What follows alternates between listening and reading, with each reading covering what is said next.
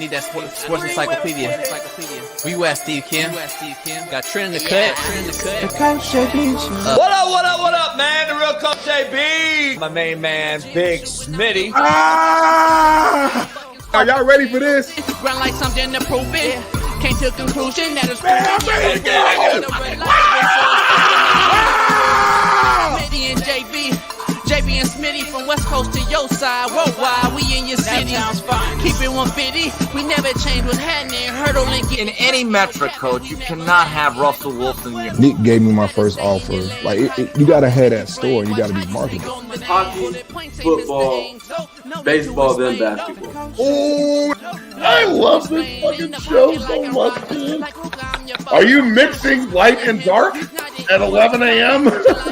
I'm elated that I can be able to coach, that I can be able to mentor these kids, and give them everything that I've learned over the last 20 years. Get Smitty and Jason Brown, kill the ass a rap. We what the games are missing, we switched it and filled the gap. Smitty and Jason Brown, we killed the ass a rap. We what the games we're missing, we switched it and filled the gap. You are now tuned in to the Coach JB Show.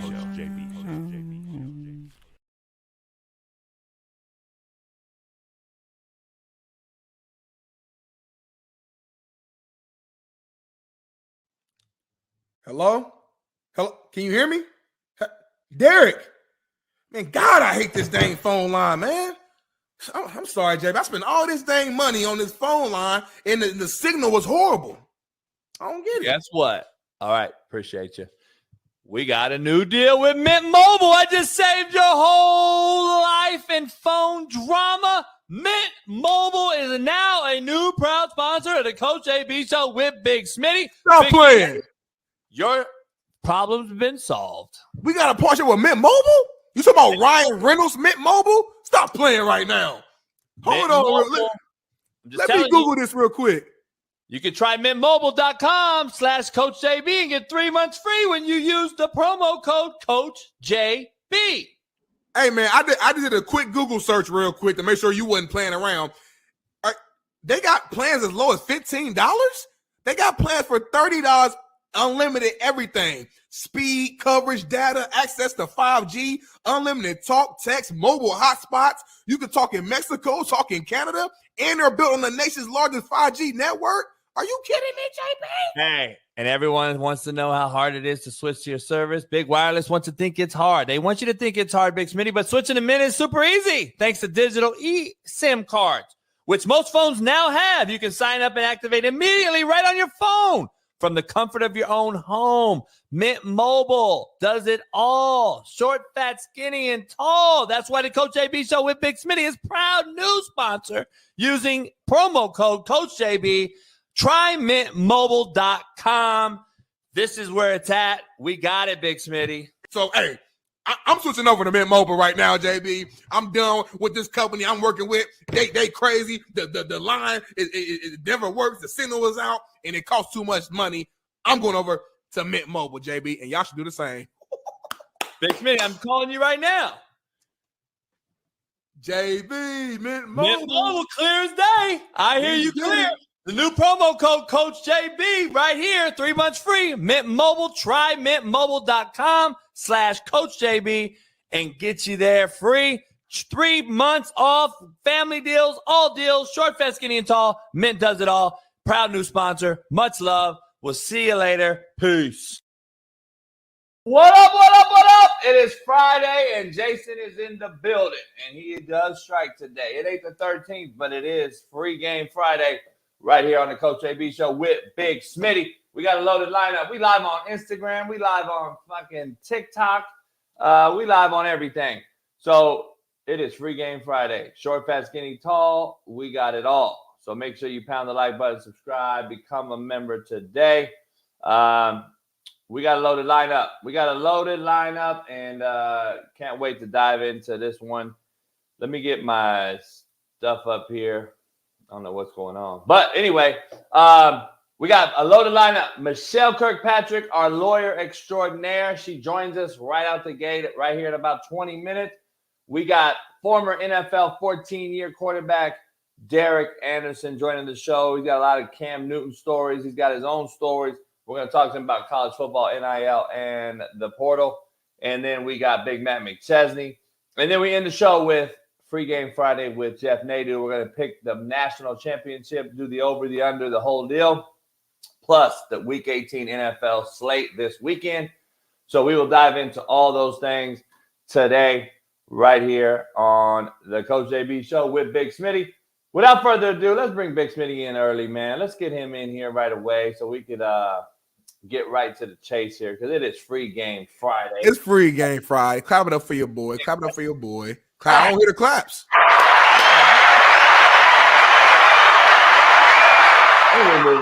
Let me do it right. So we got Naptown's finest, Far East Side, Ball State legend, LeBron hairline having, Fox Sports working, the Porch Podcast hosting, goggle wearing, Big Smitty. Welcome into the show.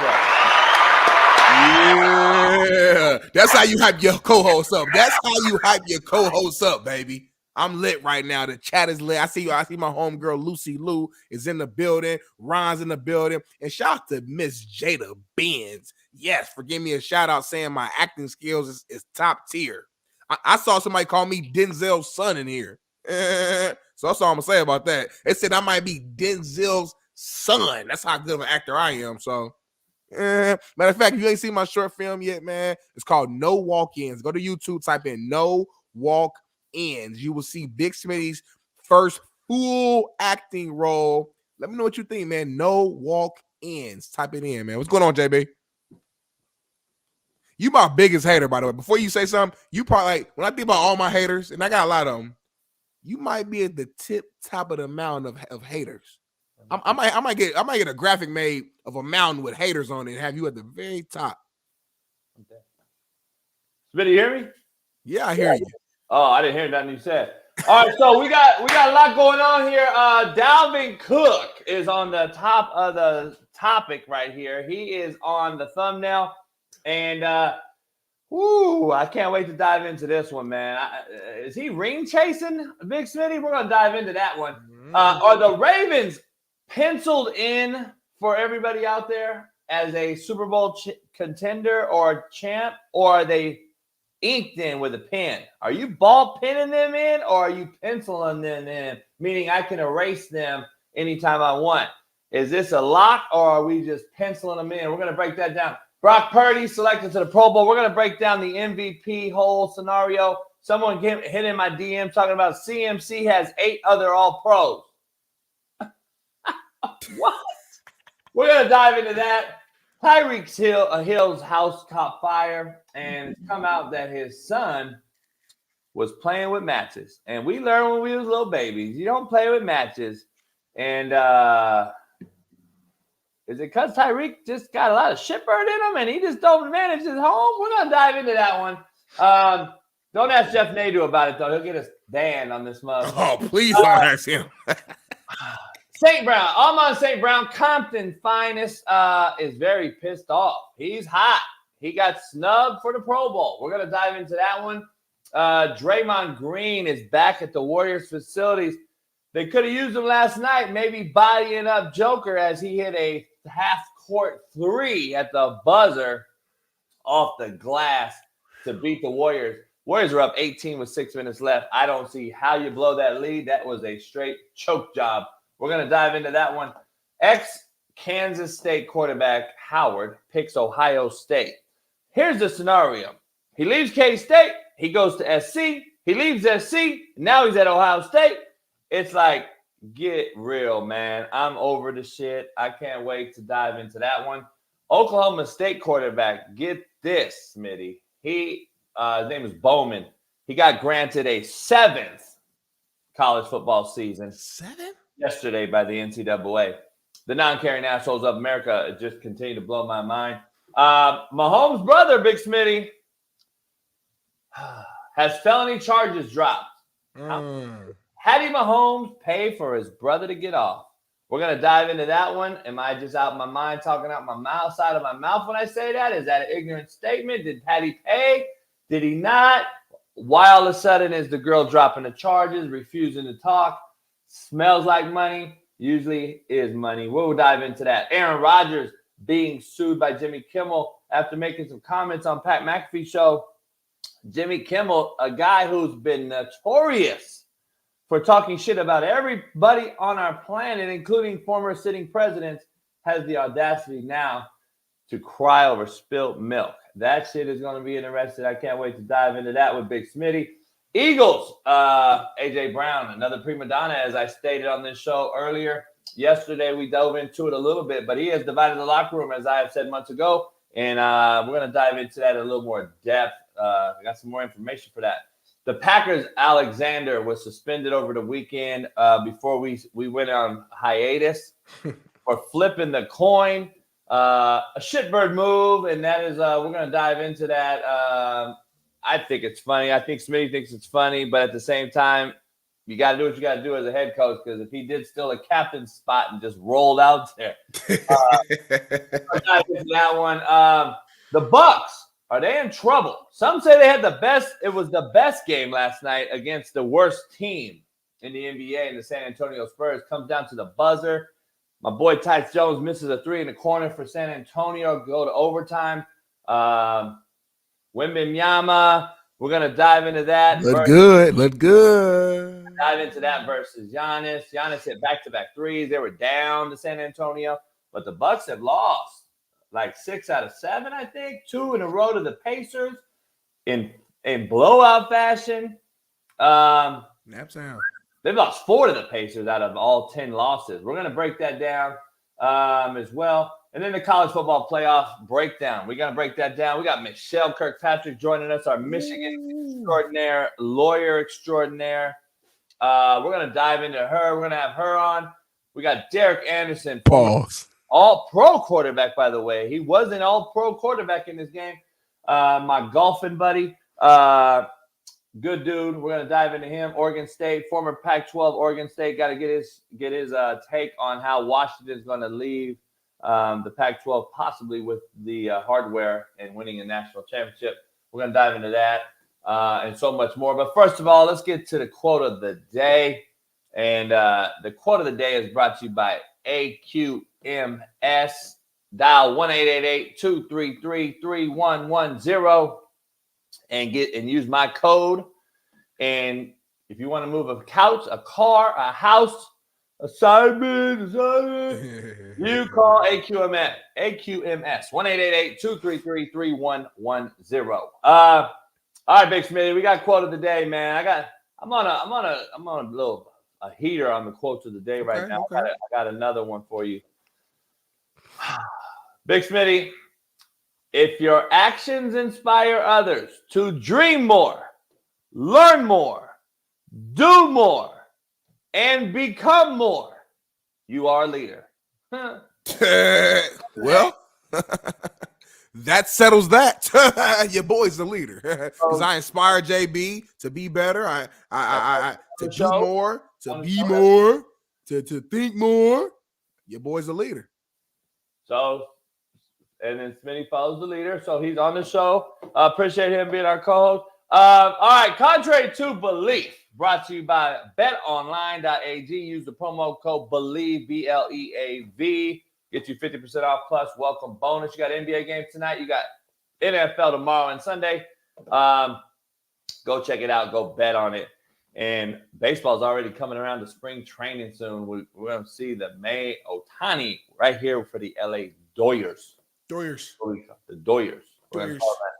Hey, shout out to the LA Kings hockey team. One of their guys reached out to me and gave me a shout out. I told him I'm trying to get him on the show. He's one of the behind the scene guys. I didn't know the Kings were good this year, so they're like 21-9, I think. And I like to see the Kings win. They won a couple Stanley Cups here. And when the Kings win Stanley Cup, we riot in LA too. So it don't matter who wins here, we riot. We're gonna flip over a motorcycle or a car when we win here. So the Kings go ahead and win. We got the Rams, the Lakers, the Kings, the Dodgers. We could all maybe win one this year. We could all win the championship this year. All 4 major sports wins the title. No one's ever done it. All 4.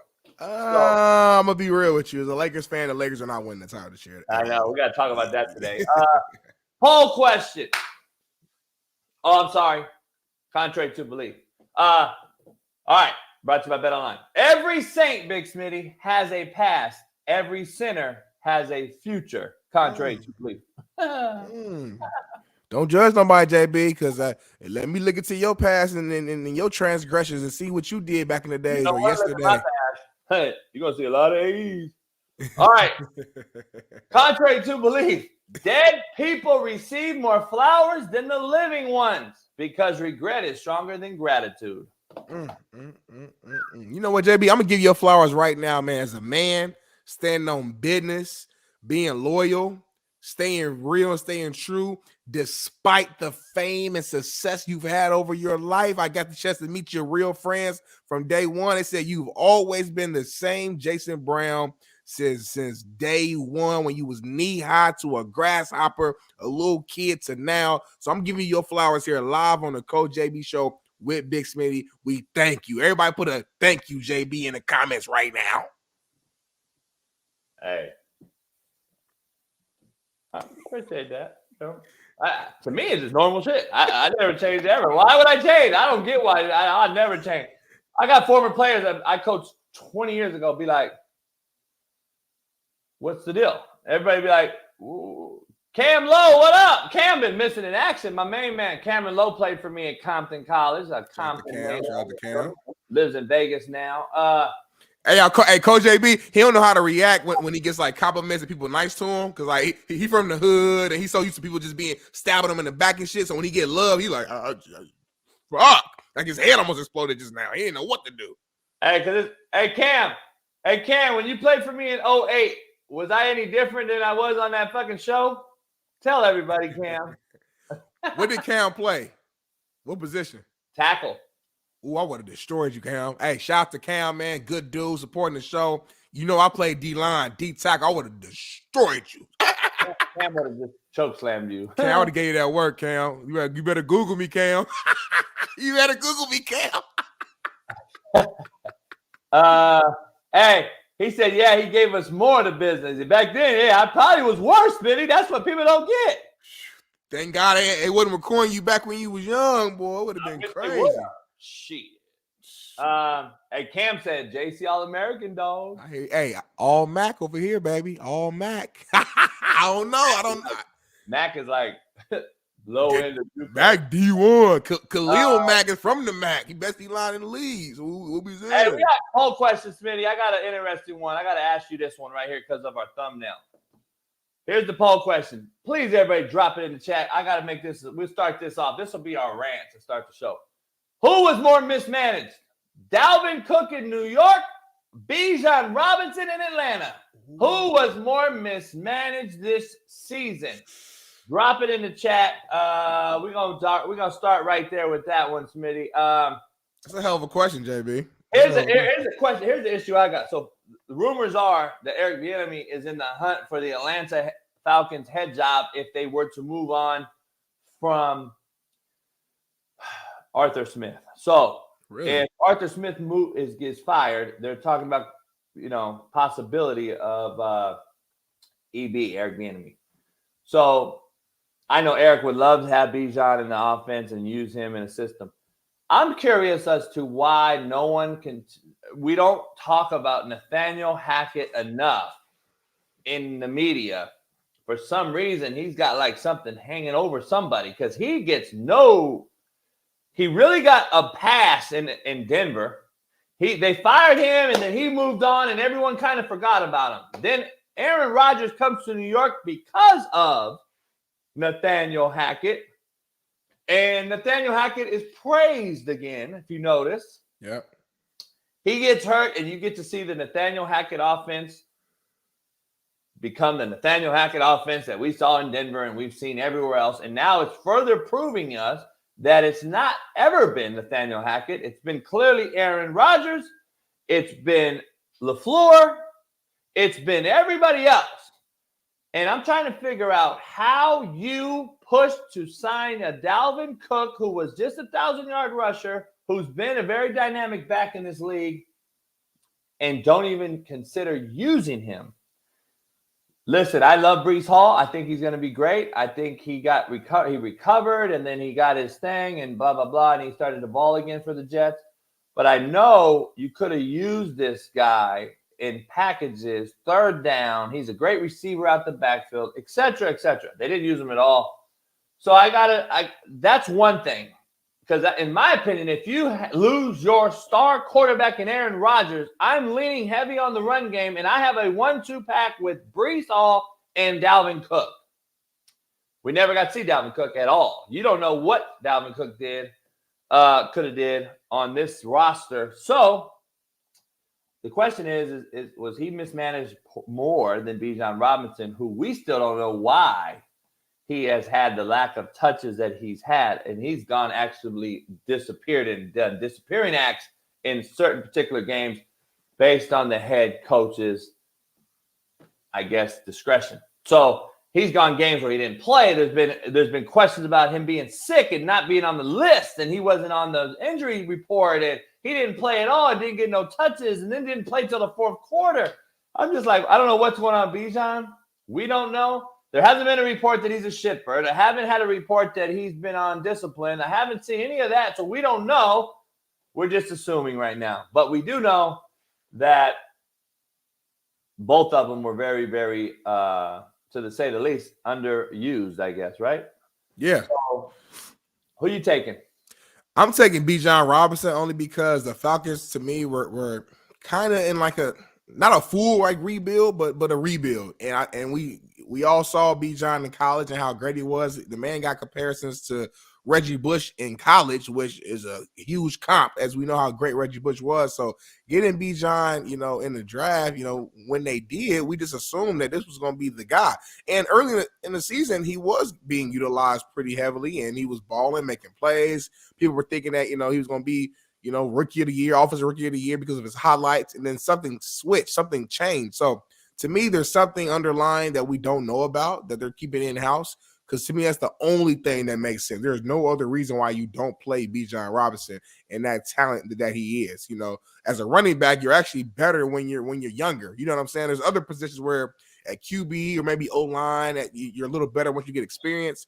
Running back, yeah, you need experience, but the younger and healthier you are, the less hits on your body, the better. So I don't know what was going on there. On the flip side with the Jets, you could make the argument of why Dalvin Cook wasn't playing as much, because they got another back that's better than him in Breece Hall.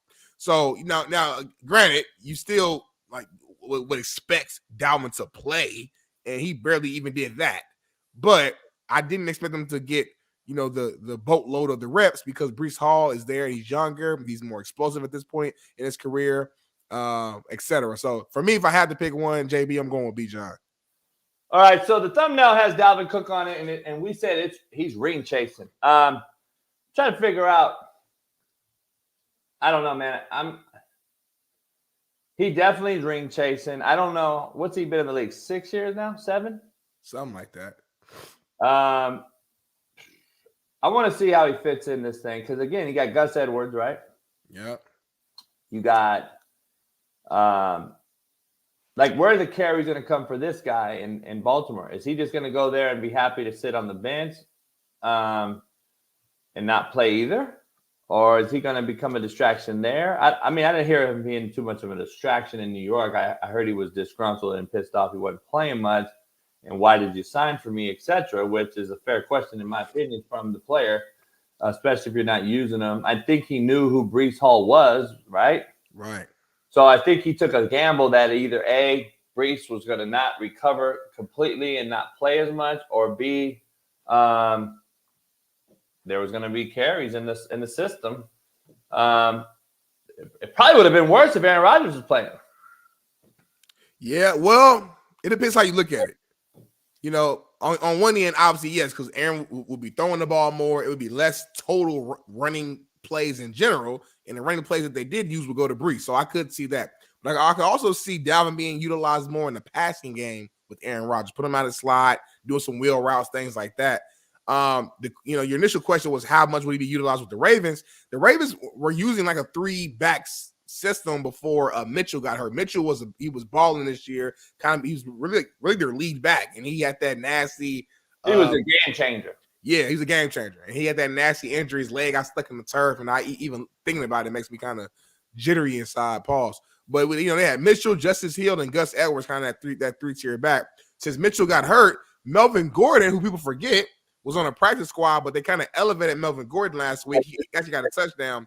So I don't know if Melvin Gordon will go back to practice squad and they'll bring in Dalvin, or they'll do a 1-2 punch. I mean, the thing about Dalvin, he's not the same back as he was with the Vikings in Minnesota, but he's still fast as hell. He still has speed, and giving him the ball in open field in the creative way, he's just another potential weapon. It might be one big play in the playoffs, as we all know, that can change the game. He goes down the wheel route, wide open, burns one for 60, and that's all you need. So I think right now he's just a veteran in his career. We know running backs' careers, in their prime is very, very short. He's not playing in New York. If you're going to go to a team, of course you're going to go to a team that's going into the playoffs. It doesn't make sense to go to another team who's going to play one game. And why not go to the best team? I would too. Get you a ring, man. That's your legacy. At the end of the day, when we look back, 20 years from now, and we're thinking about certain players, we're going to be like, so-and-so, did he get a Super Bowl? Oh, Dalvin got Super Bowl? Okay, bet. That's all we're going to say. But we're not going to go into the nuance of how he got it, why he got it. It just, hey, he got a ring. So I like the move, man. Here's my take on why I don't like the move. I don't like the move for the simple fact that we cater to these cats too much, man, in my opinion. How can a cat just okay? I mean, back in the day, let me just be clear here on the perspective I have. You went to a team, you played for that team. That team was shitty. You went down with that team in that ship. That was it. You're done. You're in Cabo for vacation. Nowadays, I don't know when it started, but motherfuckers can say, oh, I'm going to jump off this ship that's sinking and I'm going to go over here to the pirate ship that's actually taking all of our shit. I don't know where this started and when it started, but how can you leave this week 18, Smitty? The playoffs are next week. So I could just jump ship and go to a playoff contending team? And Kyle, they did not cut him. Shut up. Quit making fucking excuses. That's your guy's problem. He asked the Jets to allow me to go to a playoff contender. That is verbatim. And the Jets honored it. They didn't have to. They said, oh, go ahead, Cook. Because, are the Jets admitting to fucking them? I mean, I just don't like the fact that, to me, listen, grown men accept the responsibility of choosing an option. He chose to go to the Jets.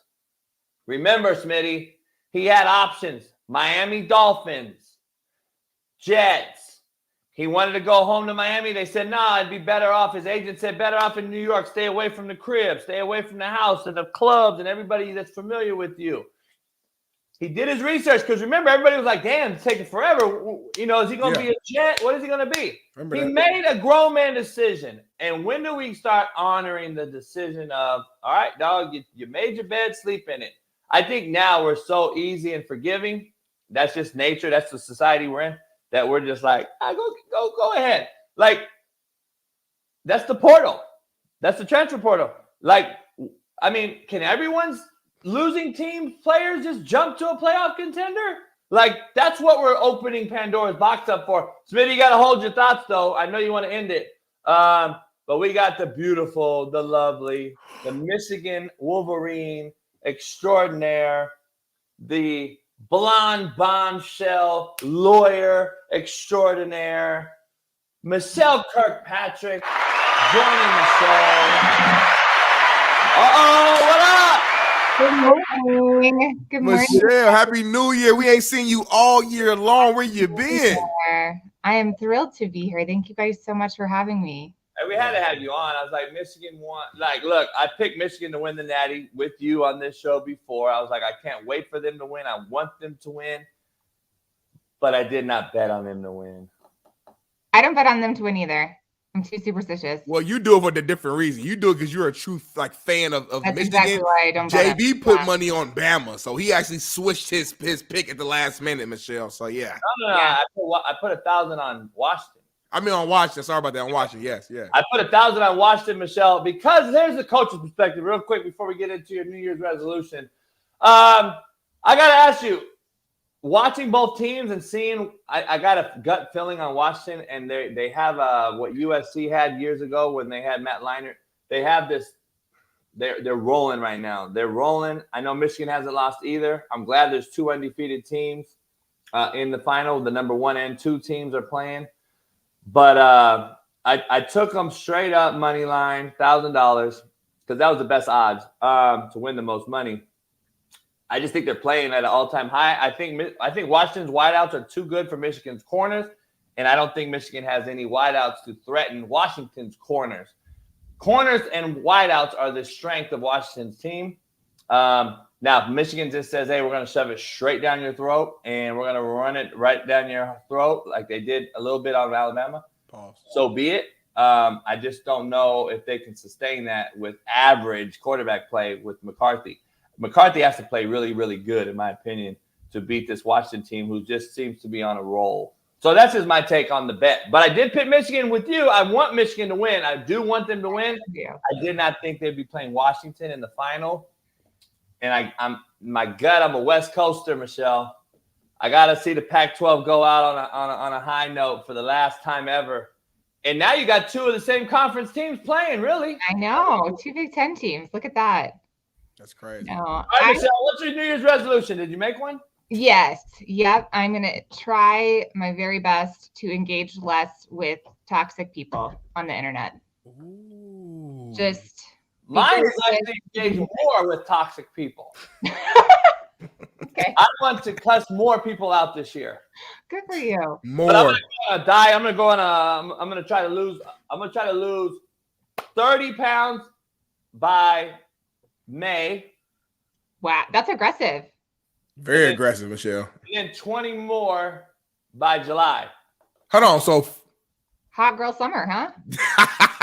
50 pounds. I'm gonna lose 50. JB gonna have them legs out this summer, ain't he, Michelle? 50 pounds, Michelle. I think we should both lose 50. I don't think I have 50 to lose. Right. I'm about to say Michelle can't lose 50. I can lose 50 with you. No, you lose 50, Michelle. What do you weigh? 80? She's like, Hey, I'm done. Michelle, I gotta ask you right out the gate. We're gonna do a hell yeah, hell no segment with you. And hell yeah or hell no, Jim Harbaugh will be a Wolverine next year. Hell yeah, hell no. Hell yeah. Ooh. You didn't sound that confident though, Michelle. Can you dive in a little bit more? Tell me why you're saying hell yeah. Are you speaking with your heart or with your mind? I'm speaking with my hope. Neither head nor heart. Hope, I think. I'm not confident about it. I really think the NCAA is going to put a lot of pressure on him to look elsewhere. But the amount of money they're talking about throwing at him and the connection that he feels with his team. Honestly, I've said this before. I think he and JJ McCarthy are a package deal. They really are connected. And I think if JJ doesn't have the performance that he's hoping for in the national title game, his draft stock's not going to be what he probably wants it to be. There's a good chance JJ comes back. And if JJ comes back, I think that improves the chances that Jim comes back. But, those are a lot of contingencies. I got news for you. I'm sorry to break this to you live. JJ McCarthy will never play in the NFL. Just sorry. I just want to throw that out there. So Jim Harbaugh is leaving. He's going to be the Chargers. All right. I'm telling you right now, he's going to be the Chargers head coach, and he's going to have Justin Herbert. And let's just be honest. Do you take Herbert or McCarthy? So that's where he's going, Michelle. I'm sorry. Okay. All right. Thank you. Are you mad at me? Michelle, I'm gonna cut your ass okay. All right, Michelle. Perfect segue. You and I'm messing with you on the JJ thing, but I don't think he's an NFL guy long term. I think he'll play though. He'll get a shot. I don't know if he's a guy that's going to be a starter in the league for several years, but I don't know if Brian Case is the biggest Michigan fan there is. He's in the chat. I don't know if that's going to sway Harbaugh. I think Harbaugh's over the NCAA, which is the non-caring assholes of America, and having this consistent, poking at every move he makes. And I'm like, I think he goes back to the NFL and chases that Super Bowl. I don't know. But to kind of go on what you were saying, what legalities does Michigan face next season? Are there still opportunities to file motions or hit them with a loss of scholarships or bowl ban or anything like that? I know there was everything is kind of actually the irony is that it may not actually hit next year, right? We saw the NCAA just now issue its findings on something that happened in 2020 that was much smaller in scale than what Connor Stallions did. If Jim really wanted to dip to avoid penalties for the sign stealing, the year to do that would probably be 2025, not 2024. I do not think the NCAA is going to conclude its investigation before the end of 2024. So I think if Jim wanted to have one more season with this team, he probably could. But I don't know. I don't know if he cares to go through that process, because the investigation, regardless of whether or not they're imposing any penalties, is still going to take a ton of time, a ton of resources, a ton of energy. It's going to cause a ton of distraction regardless. So I don't think they're going to get hit with anything yet. They will get hit with something eventually. I just don't think it's going to be 2024. Got you. Now that makes sense. I mean, it's interesting, and I'm sure that has to be in the back of the mind of Harbaugh as he's considering what he does or what he wants to do in the offseason, things of that nature. For sure. Let me switch gears a little bit here, man. Obviously we both follow you on Twitter. You're a huge. You're great at your reactions when Michigan wins and things like that. Tell me, like when the clock struck zero or when Bama made that stop, right there in the red zone, and you knew the game was over. Describe your initial reaction, your initial emotions. Like, how did you feel? Excited, overwhelmed, relieved, a little bit shocked. But honestly, going into the Bama game, I had a different kind of peace, right? I was super nervous going into the Ohio State game. And for some reason, I just had kind of a calm about this Bama team. I can't explain it. But I expected them to win the whole game just because of how the defense played. And the defense and Blake Corum, right? Saved us in the end. Right. Classic Michigan victory in that sense. But I was overwhelmed. And, there was just like so much hate thrown at this team. And a lot of people will say that was self-inflicted. Say what you will. It still was a really hard year to be a Michigan fan, if I may. Yeah. And I think you put out, and correct me if I'm wrong, you put out an apology. I did. Was it to Bama fan? Can you explain? So what exactly did you say? You can keep it real. What did you say to the Bama fan? Why did you apologize? Apologize for what? I said Alabama could fuck all the way off. You had a little JB in you right there for that moment. Oh, yeah. And I love it. I love it. It is what it is. I don't know. It's going to be interesting. I just think that he has to play out his mind to win the net. I think Washington's just rolling like that, which is crazy to say because Michigan has the most draftable players. I've said they have the best roster of football in college football, and I think that sometimes it's hard to stop momentum. And Washington is just rolling right now on all phases. And but JB, they're both rolling though. That's why this game's going to be great. Michigan is rolling. Neither team has lost. I just don't like Michigan's offense late in the game. I think they they Washington's strengths and Michigan's weaknesses is not a good match. Like Bama's strengths and Michigan's weaknesses but more of an even kill. Washington is a slang the rock all over the park. Milroe wasn't beating Michigan with his arm. Right. No, and Michigan knew that. I mean, it was very clear that Michigan did not respect Alabama's ability to pass. Yeah. They focused on their own, and they were really effective at containing it. I don't think Michigan's corners have been tested this year, and that's what makes me nervous, right? They're elite.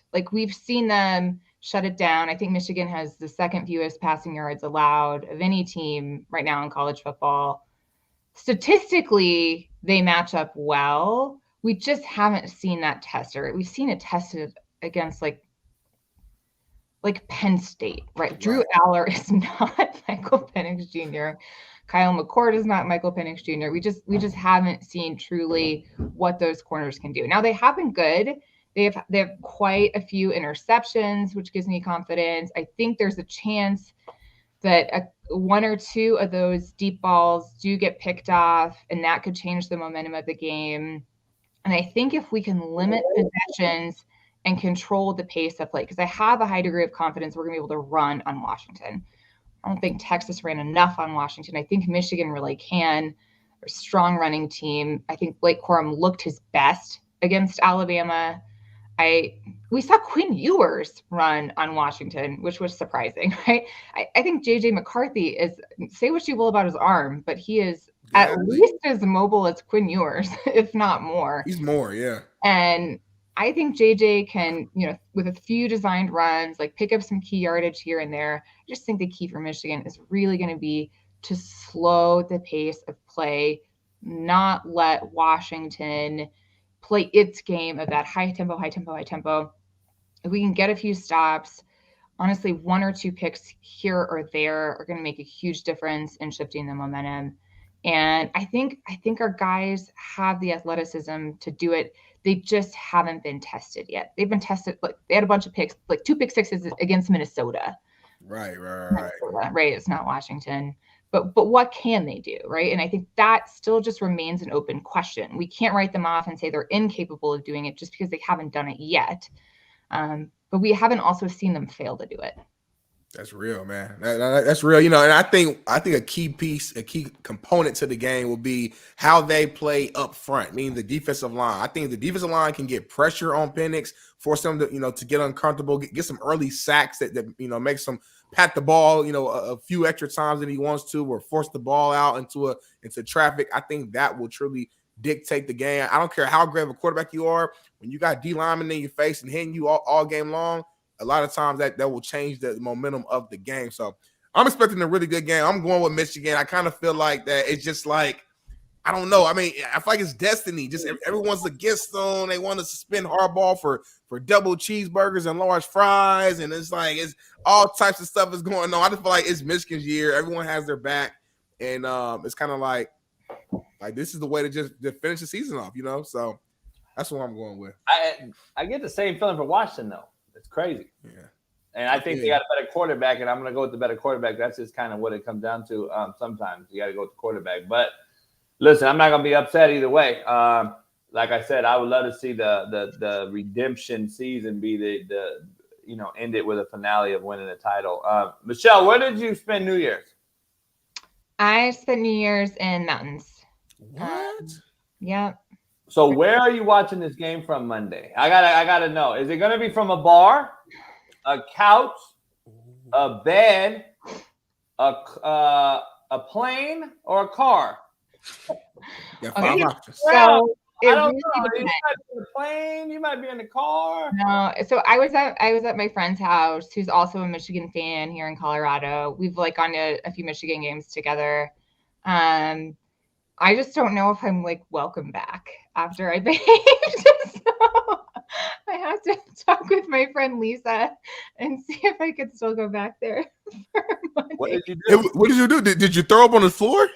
No, I just was so excited. There were some profanities. It was nothing that bad, I don't think. I just need to confirm that I'm welcome back at Lisa's house. And if I am, that's where I'll be. And if not, I'll probably just go to a Michigan bar in Denver. There's a great bar here called Whiskey Row. It's Dirk Bentley Place. Tons of Michigan fans. So I'm happy to go there. That's where I watched the Penn State game. I've seen you quite loaded on Twitter. And now you have an Instagram. Yeah, I do. It's private. You have to request to be added, but I add anyone unless it's a coworker. Good. That's good. Probably smart. Are we considered coworkers or not yet? Until I'm on the payroll, we're not. Hey, yeah, you can't. Yeah, yeah. So you're gonna go to a bar by yourself? No, probably not. Probably with friends. Probably my husband, my brother. We'll see. I really would like to go back to Lisa's house, but we'll just have to ask her. Should we call Lisa on speaker? Is there any way? I feel like the Michelle we get on here is like the real, like, I thought it's a whole nother Michelle. Like when you're watching Michigan, it's like Michelle 3.0 or whatever. It's like a whole nother world. Yeah, I'll let you go. So final score prediction. 35-27, Michigan. Wow, you think, yeah, they're going to, I believe there will be some scoring. I don't think Washington's defense is not great, but their corners are. So that's not Michigan's strength, though. I mean, I would be worried if Washington had a terrific run defense because they would shut down what Michigan does best. But the fact that Michigan can't play an air game doesn't scare me because I think Michigan's best shot to win this is keeping the game slow. Yep, run the ball, time of possession. Makes sense. Yeah, I agree. It's gonna be interesting. It's gonna be fun. Two different dynamics. So I'm curious to see this one. It might be one of the more interesting ones. The playoffs so far, the two games we got to see have been some of the best football we've seen all year. That's what scares me, Michelle. And I got to ask you before you leave, like, I'm scared to go to 12-team playoff. I think you're going to lose that type of contest. You're going to have a Oregon Liberty first round. You're going to have a Georgia Florida State first round. Not those two teams, but I'm just saying you're going to have that's what you're going to get. And it's like, well, why? So why not just go 64-team playoff like basketball at this point? Because the bowl games are meaningless. I hate to say that word. We argue that on this show all the time, but really they are. The viewership's down. Nobody's going to the game. The players aren't playing in the games. The NCAA has a real issue at hand, and I don't know how you fix it. I'm going to talk to Derek Anderson, a former NFL quarterback, next up on the segment, but I just don't know. I think 12 waters it down even more. I want to see two great games and then a great national title game Monday, which I think we're on course to seeing. I don't know if we're going to see that with 12. Right.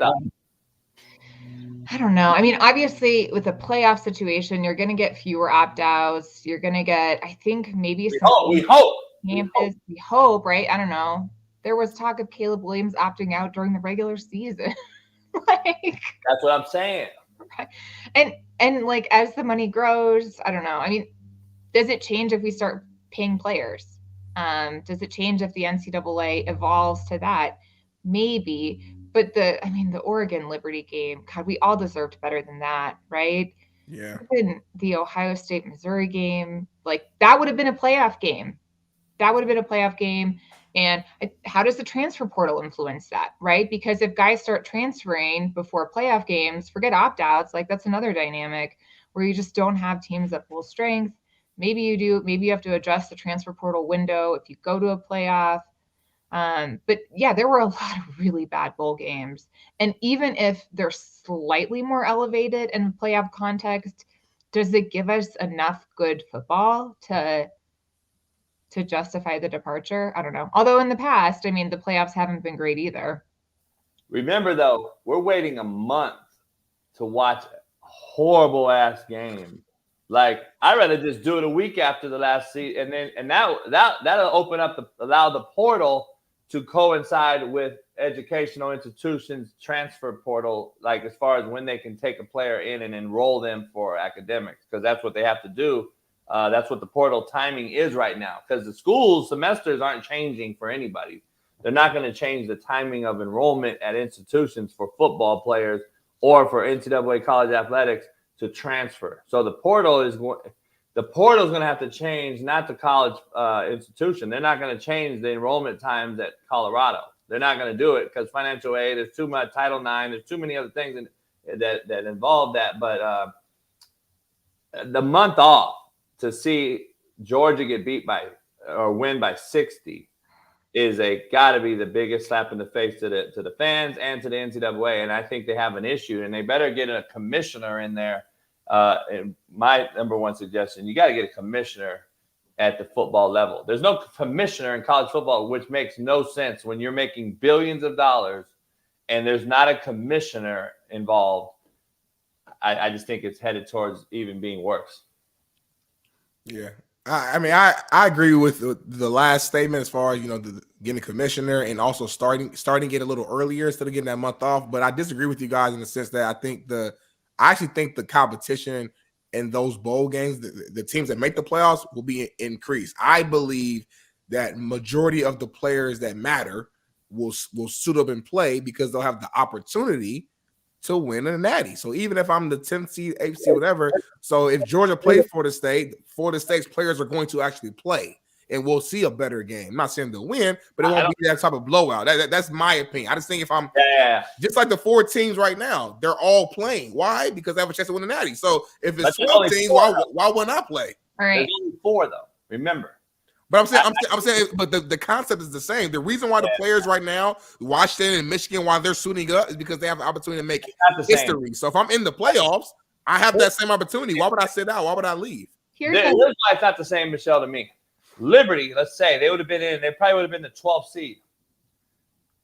Anyone that represents any player at Liberty that has a real chance to go to the NFL are in their ear.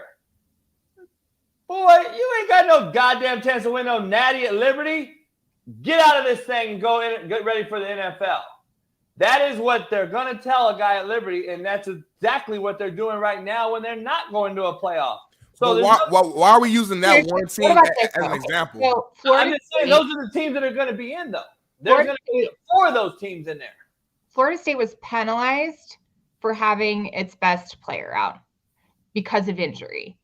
But if part of the committee's criteria is what the team looks like at its best or what the team looks like at its floor or not at its best, can we make a playoff spot contingent upon commitments that there will not be opt-outs? I mean, we saw Florida State, like I said, get penalized for not having its full team. And so you can tell a team, you get this playoff spot, but if your kids opt out, and let me tell you, if there may be guys chirping in your ear saying, go take your bag, don't worry about this playoff game. But if your whole team loses out on a playoff because your ass wants to go to the NFL, that's going to be a different level of pressure. And who's to say, right? The committee can do whatever it wants. They've already penalized teams for not being at full strength. Who's to say they can't make those playoff spots contingent upon the roster being intact? That's a hell of a take right there. I haven't heard that one yet. I like that. Yeah, NIL though, I think the NIL should the money or the collectives or whatever. There's got to be some type of contractual obligation implemented that says if you don't play all your games or this amount of games, especially towards the end of the season, like playoffs or bowl games, you have to repay this dollar amount and have to put a cap on it. They're going to have to put a cap on some sort of cap on either per roster or per player to make this thing equitable, or you're going to have guys continue to chase greener pastures every single year. And that's why you have, 7,000 in the portal sitting there hoping and praying that the pastures are greener across town when you don't really know. And then you try to go back, and when the coach accepts you back is why we have this. If the coach said, no, you left to chase that side dick, don't come back. Basically what it is. That's where I'm at, Michelle. I know you're not with that, vernacular. Well, we can't do pay for play yet. I think pay for play solves so many of these problems. But that's what it is now. It can't be for play. It can be for signing autographs, showing up, but you cannot have a contract, at least in my understanding of the system, that says you must play next game. It's pay for play. I mean, Nick Saban saying it, Lane Kiffin saying it. This is pay for play. This is not name, image, and likeness, what it was intended to. The name is wrong, I guess. Let me say that. It should not be NIL. It should be pay for play. It should be PFP. We just need to adopt it formally as that. And I think that when we all come out and admit together what it really is, then we can actually achieve what it's designed to achieve, right? Nobody actually cares that much about purchasing these guys' name, image, and likeness. They want them to play for the team, but they can't call it that. If we could just do away with, frankly, the facade of NIL, like you said, Coach, I think that could solve a lot of problems. Here, Michelle, before you get out of here, this is how I sum it up. This is how it spiraled out of control, and this is talking to a lot of big time Power 5 coaches. Like when Johnny, who's the left tackle, who's not the face of the program like a Caleb Williams. Initial thoughts were, let's do this NIL thing. Let's put your jerseys in the student store on campus at USC. Every jersey sale you make, you get that money, right? Or you get that percentage. If you get a T-Mobile deal, that's your money. If you get a Cadillac deal, that's your money. What happened is the left tackle may get a little bone, but he's not the face of the program. What happens is, though, you have a bunch of other key ingredients on that roster, like, let's say, a left corner, and then his backup, because it's very vital for a backup corner to be in tune into the game because you're going to play a lot. They're not selling no jerseys. They're not getting any Escalade deals. They're not getting anything. So what happens is those kids go into the locker room and hear Coach Saban cussing everybody out, and they're like, well, I ain't getting no damn NIL deal money. I get $300 a month. I'm leaving. I'm chasing greener pastures. It's not Nick Saban or that head coach's fault or that program's fault. It's the design's fault because they didn't think this through. They thought it was this, and now what has happened, so many people are transferring, chasing the bag, it's become pay for play. And it is no longer NIL. And that is why, I guess, the best way that I just said that I've heard, because people just don't want to mention it. They don't want to mention that this is pay for play, and players are leaving simply for a bag, or they wouldn't have a guy leaving in a playoff like Malik Murphy at Texas. This guy won 3 games for them, and you don't want to play for a championship? Like, come on, man. It makes no sense. So it's pay for play, definitely, and the NCAA has a major issue. Agreed. Man. I'm going to say one last thing on that. Jim Harbaugh was the most vocal proponent of pay for play. A lot of people think that's why the NCAA targeted him. The NCAA has come out with a proposed structure to formalize pay for play. And what if in some world the NCAA and Jim Harbaugh can agree on that and they just play off? Could happen. Uh-oh, wishful thinking. I love the positivity and the thoughts that you have to keep Harbaugh there. Bring it back to Harbaugh. Bring it back to Harbaugh. Michelle, I love it. Here's my counter, though. Like, when do we stop giving them more and more, like, leash, more and more opportunity? Like, when do we say, all right, so NIL, now we're going to just concede and here's pay for play. Like, 99% of these players make $300 NIL money. That's what they make. And there's only 0.0001% that Caleb Williams out there that make $3 million. So, like, when are we going to say, you know what, this is pay for play, and I think we're just keep changing. We keep moving the goalposts. All right, players, you're not happy? Here's more opportunity. Now it's pay for play. Like, come on, man. We got to stop. We deserve it. Huh? We deserve it as players. Y'all should have been paying us for a long time. So I don't feel bad at all for anything that's happening right now at all. So like you always say on the show, JB, the NCAA ain't paid shit yet technically. So I want them to pay. That's when I'll be happy. When they pay, I'll feel good. Right now, we're not coming out of any money right now. But that's my point, though. You're short-sighted on this. You're seeing players get paid, and you think that's cool, but really they're not being paid. No, they're not. No, most are not, and it's really unfair. It's only 1%. You got to think bigger picture here and say, let's get the NCAA to ante up and pay like you did, and I both want. But while we're thinking the way we are, the product is shitty. Like, it's getting worse and worse. We got to change that. 7 million people watch the Rose Bowl. It's not that shitty everywhere. The bowls were shitty. The regular season was pretty damn good this year. The 2 playoff games were pretty damn good. 27 million people watched. Most of those players didn't make jack shit on that game. And that's a tragedy. That's the point. Like, I think we have to look. I think we're looking at it micro, not macro, because this is a thing that we look at and be like, all right, we got to get a pay. Well, the NCAA has not paid anybody ever. Right. They paid out Ed O'Bannon's whole lawsuit. A person I grew up with. I got paid because of that. Everybody benefited from it. It's chump change though. Yeah. Like when you spread it all out to all the players, it's chump change. And NCAA laughed at everybody. And then when this came out, they're like, "Oh, this is our get out of free pass." Jail free pass. Yeah. Hell yeah! Like we got to pay again, and we could say we're giving out money. Like it's a joke. It's a mockery, but it is what it is, Michelle. Michelle, last thing for you, from my end at least. Yeah. I love it. I could do it all day. I love it. Listen, I told JB, I said we got to get Michelle on. If we never have her on again, this is the week that we got to have her on. Michigan's going to the Natty. Has to happen. So you put out a post on Twitter talking about you were thinking about going to the game, but the ticket prices were so damn high. Can you tell the chat what you were considering possibly doing to get the ticket? It was a joke. I wasn't actually going to do this. I know. But the ticket prices were so high that I thought if ever there was a time to start an OnlyFans, it would be to go to the national title. I know your mentions were going crazy when you said that. They were, oh my gosh, she's going to do it. She's going to do it. I can't tell you what my DMs looked like after that either. It was like, are you really? Is there really an OnlyFans? Where's the link? I got the money. Can you tell me? No OnlyFans. That's crazy. That's crazy. Did you tell him it was just both of our feet in the thing? Hey, hold on. That works. Y'all laughing.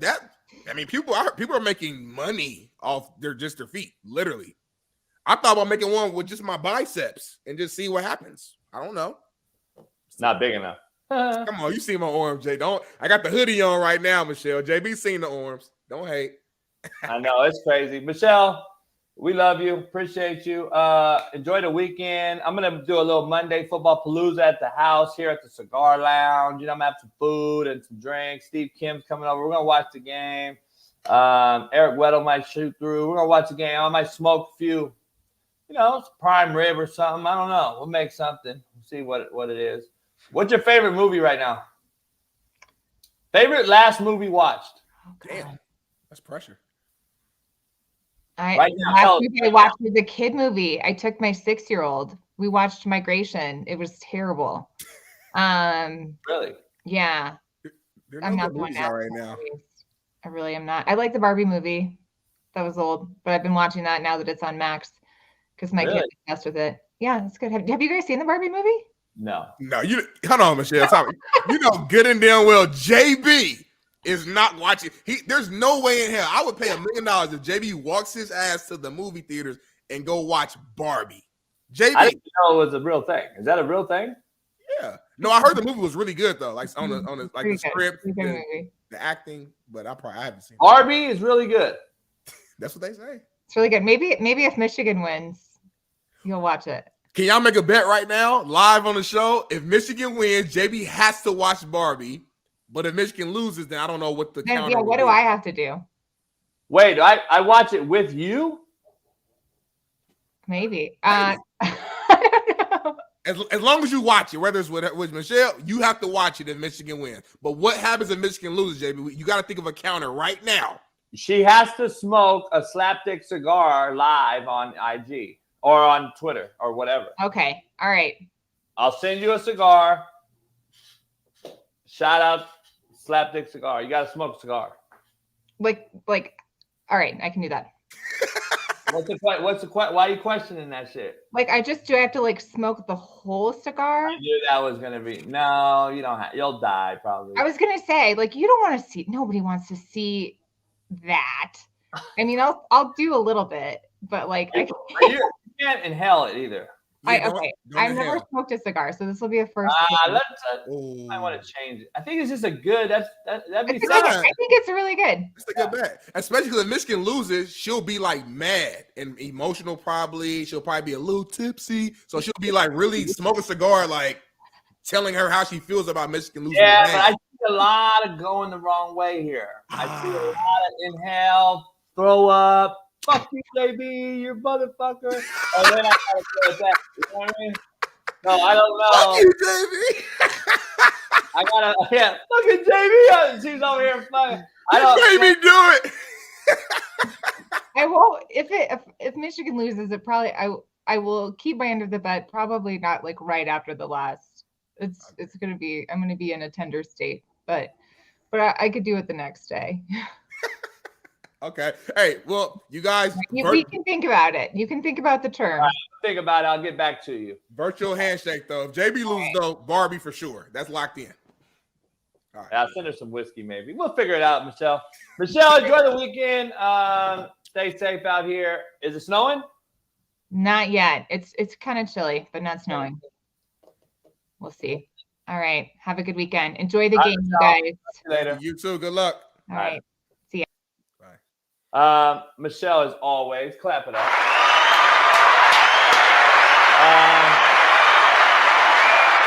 Maybe I'll call Sean Payton. Tell her go over there and smoke a bong with her. Leave Sean alone. Leave Sean. You can't do nothing in front of JB. JB gonna use it for the rest of your life. It'll be 2069. He gonna be like, hey, Sean Payton, Hall of Fame, but he went back there and smoked that ball. I'm like, damn. She in Colorado. Yeah, in Colorado. Yeah, that's true. Pull up down the street.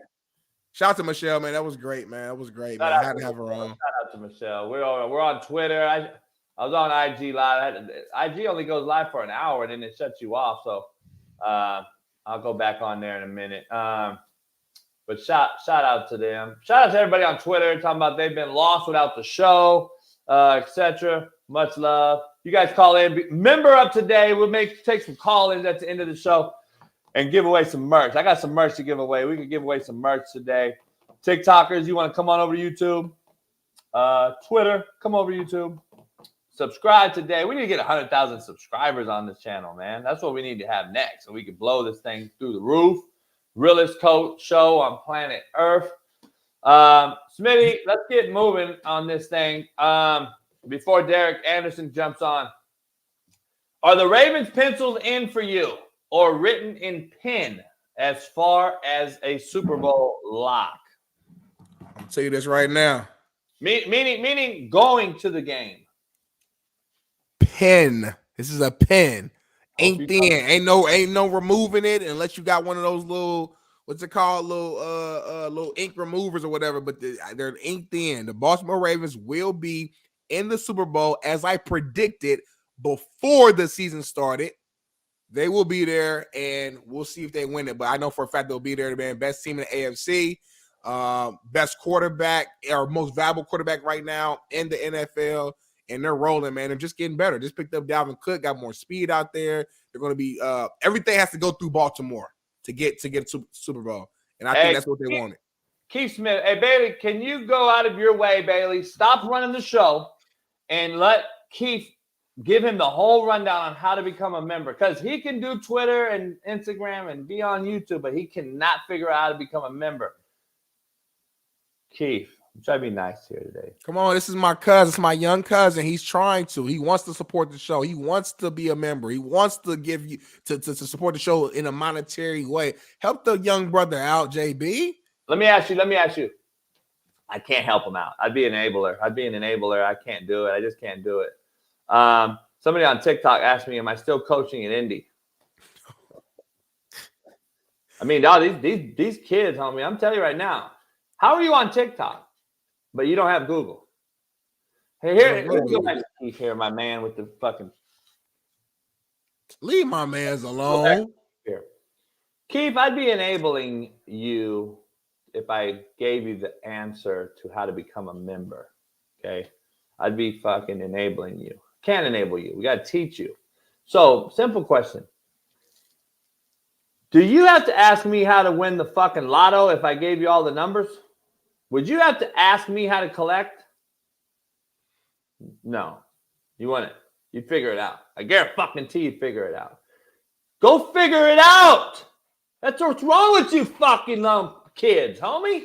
Go figure some shit out. Everybody wants hand. Give me. Like Big Smitty wants me to give me all the time. I'm like, Smitty, I'm carrying you already. Like, I can't give you no more shit. I mean, god damn. I've been carrying the show, y'all, all since June. I've been carrying the show on my shoulders. Been time where JB had flat tires and he's leaving the role. He's telling me last minute he can't do the show. I've done the show all by myself. When it says Coach JB Show with Big Smitty, anytime your name is after the with, that means like you supposed to supplement. You supposed to help. You supposed to just add a little season to it. I did the whole show multiple times. I brought all the black people to the show. I brought the Mexicans to the show. All the minorities that's on this show right now is because of me. And the minorities that he had on the show, they were thinking about leaving. They were considering leaving. They was like, you better go get you a brother on this show. They brought me in and I kept them here. That's what I've done to this show. So my thing is, going back to Keith Lee, bringing it all full circle, why can't this young brother simply ask a question? Are you telling us that as young people, we can't ask the old heads for help? We can't say, hey, can you you said teach them, don't enable them. He can't ask you a question.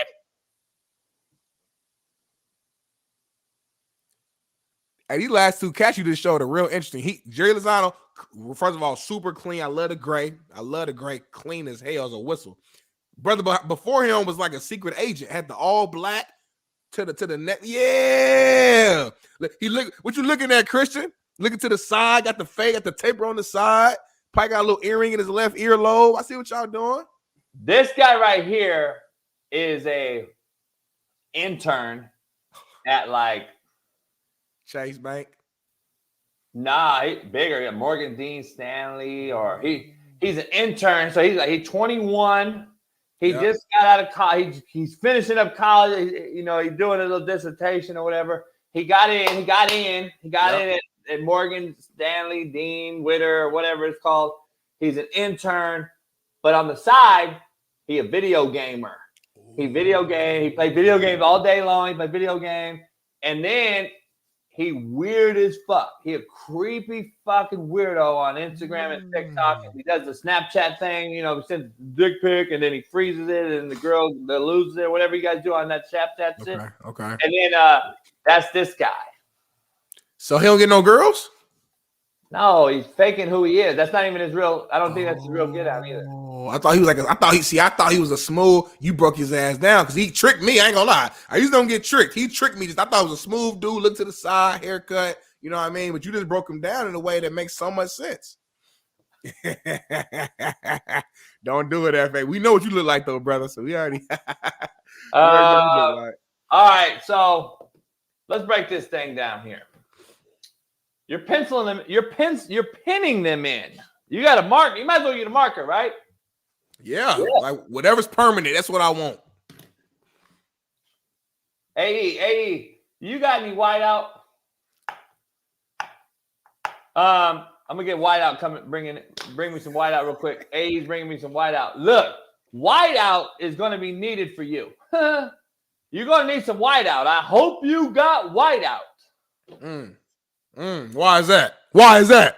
Who do you trust from the AFC right now to make it? And I know what you about to say. Who do you trust though? I don't trust anybody. But somebody gotta go. I don't trust anybody. Somebody gotta go.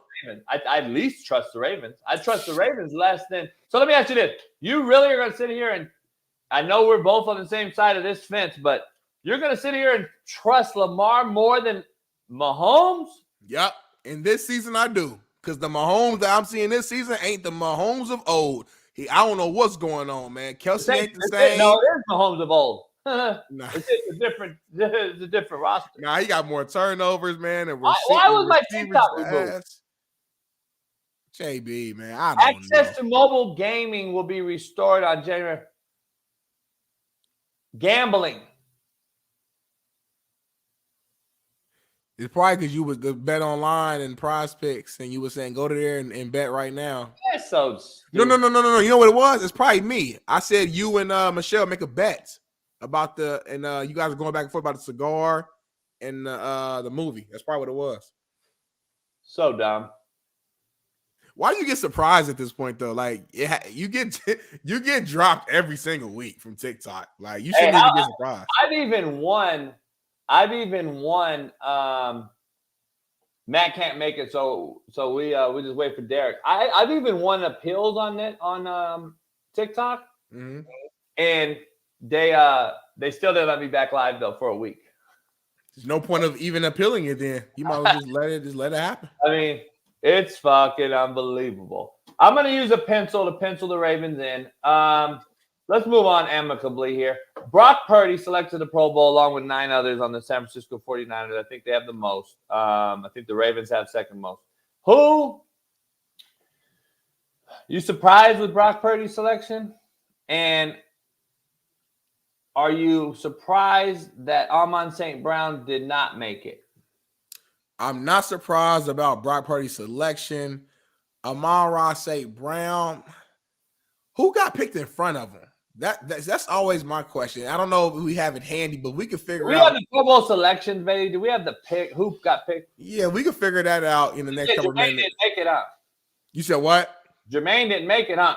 I haven't seen anything about Jermaine, so I don't think so. I don't think so. So because my thing is, if I didn't make it, if I'm a star receiver, I'm a star player, and if I did not make it, why did I not make it? Like, meaning, who did you pick in front of me? And that always helps me, kind of figure out or mentally think, like, you know what? Okay, it makes sense why this person didn't go.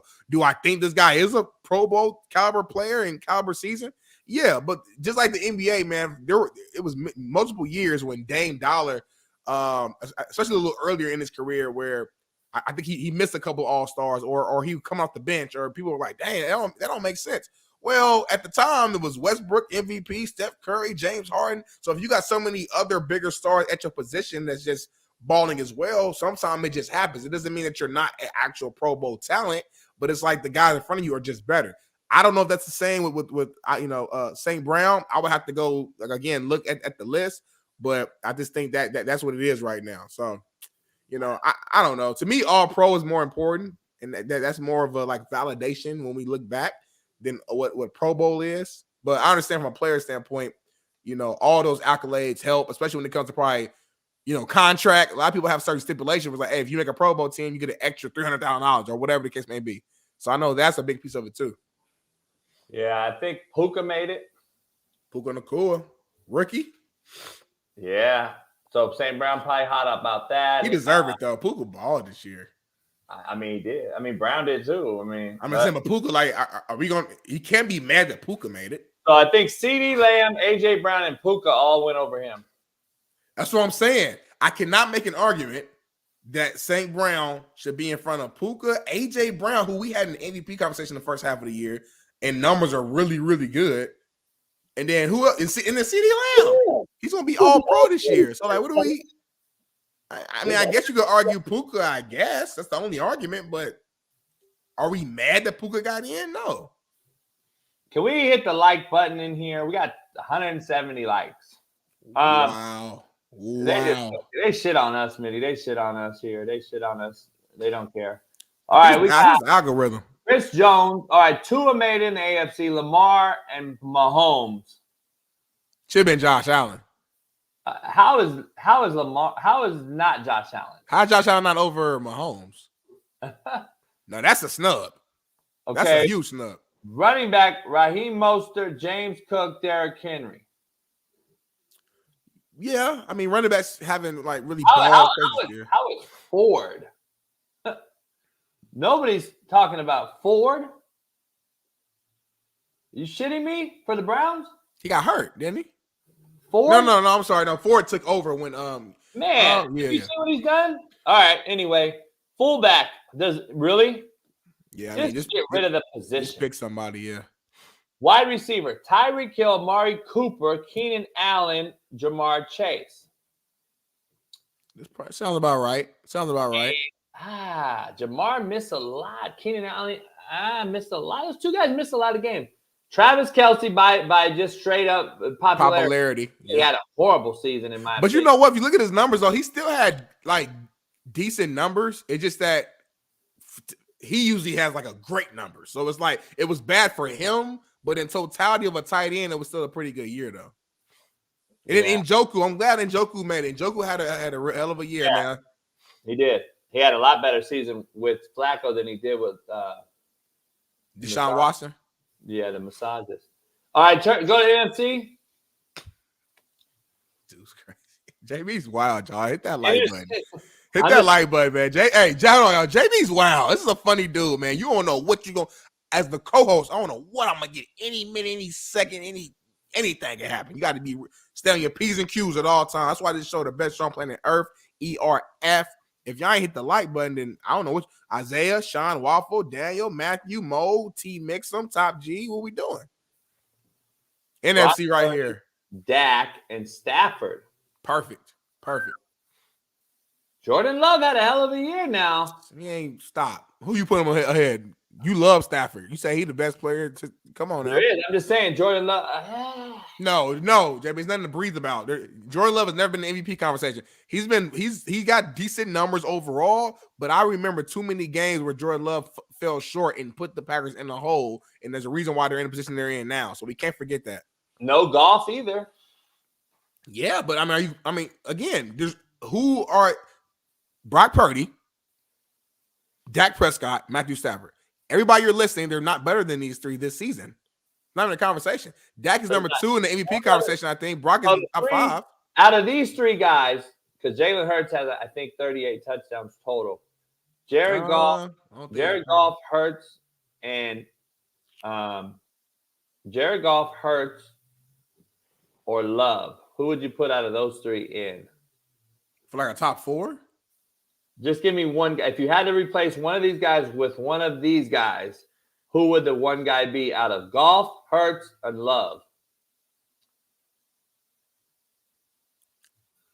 I mean, I wouldn't replace him, but if I just gotta answer the question, life on the line, I'll probably go with Goff because I think a lot of people didn't really believe in the Lions, fully. They thought all the hoorah was just for clicks and for TV, and now they're one of the best teams in the NFL, and he's the quarterback of that team.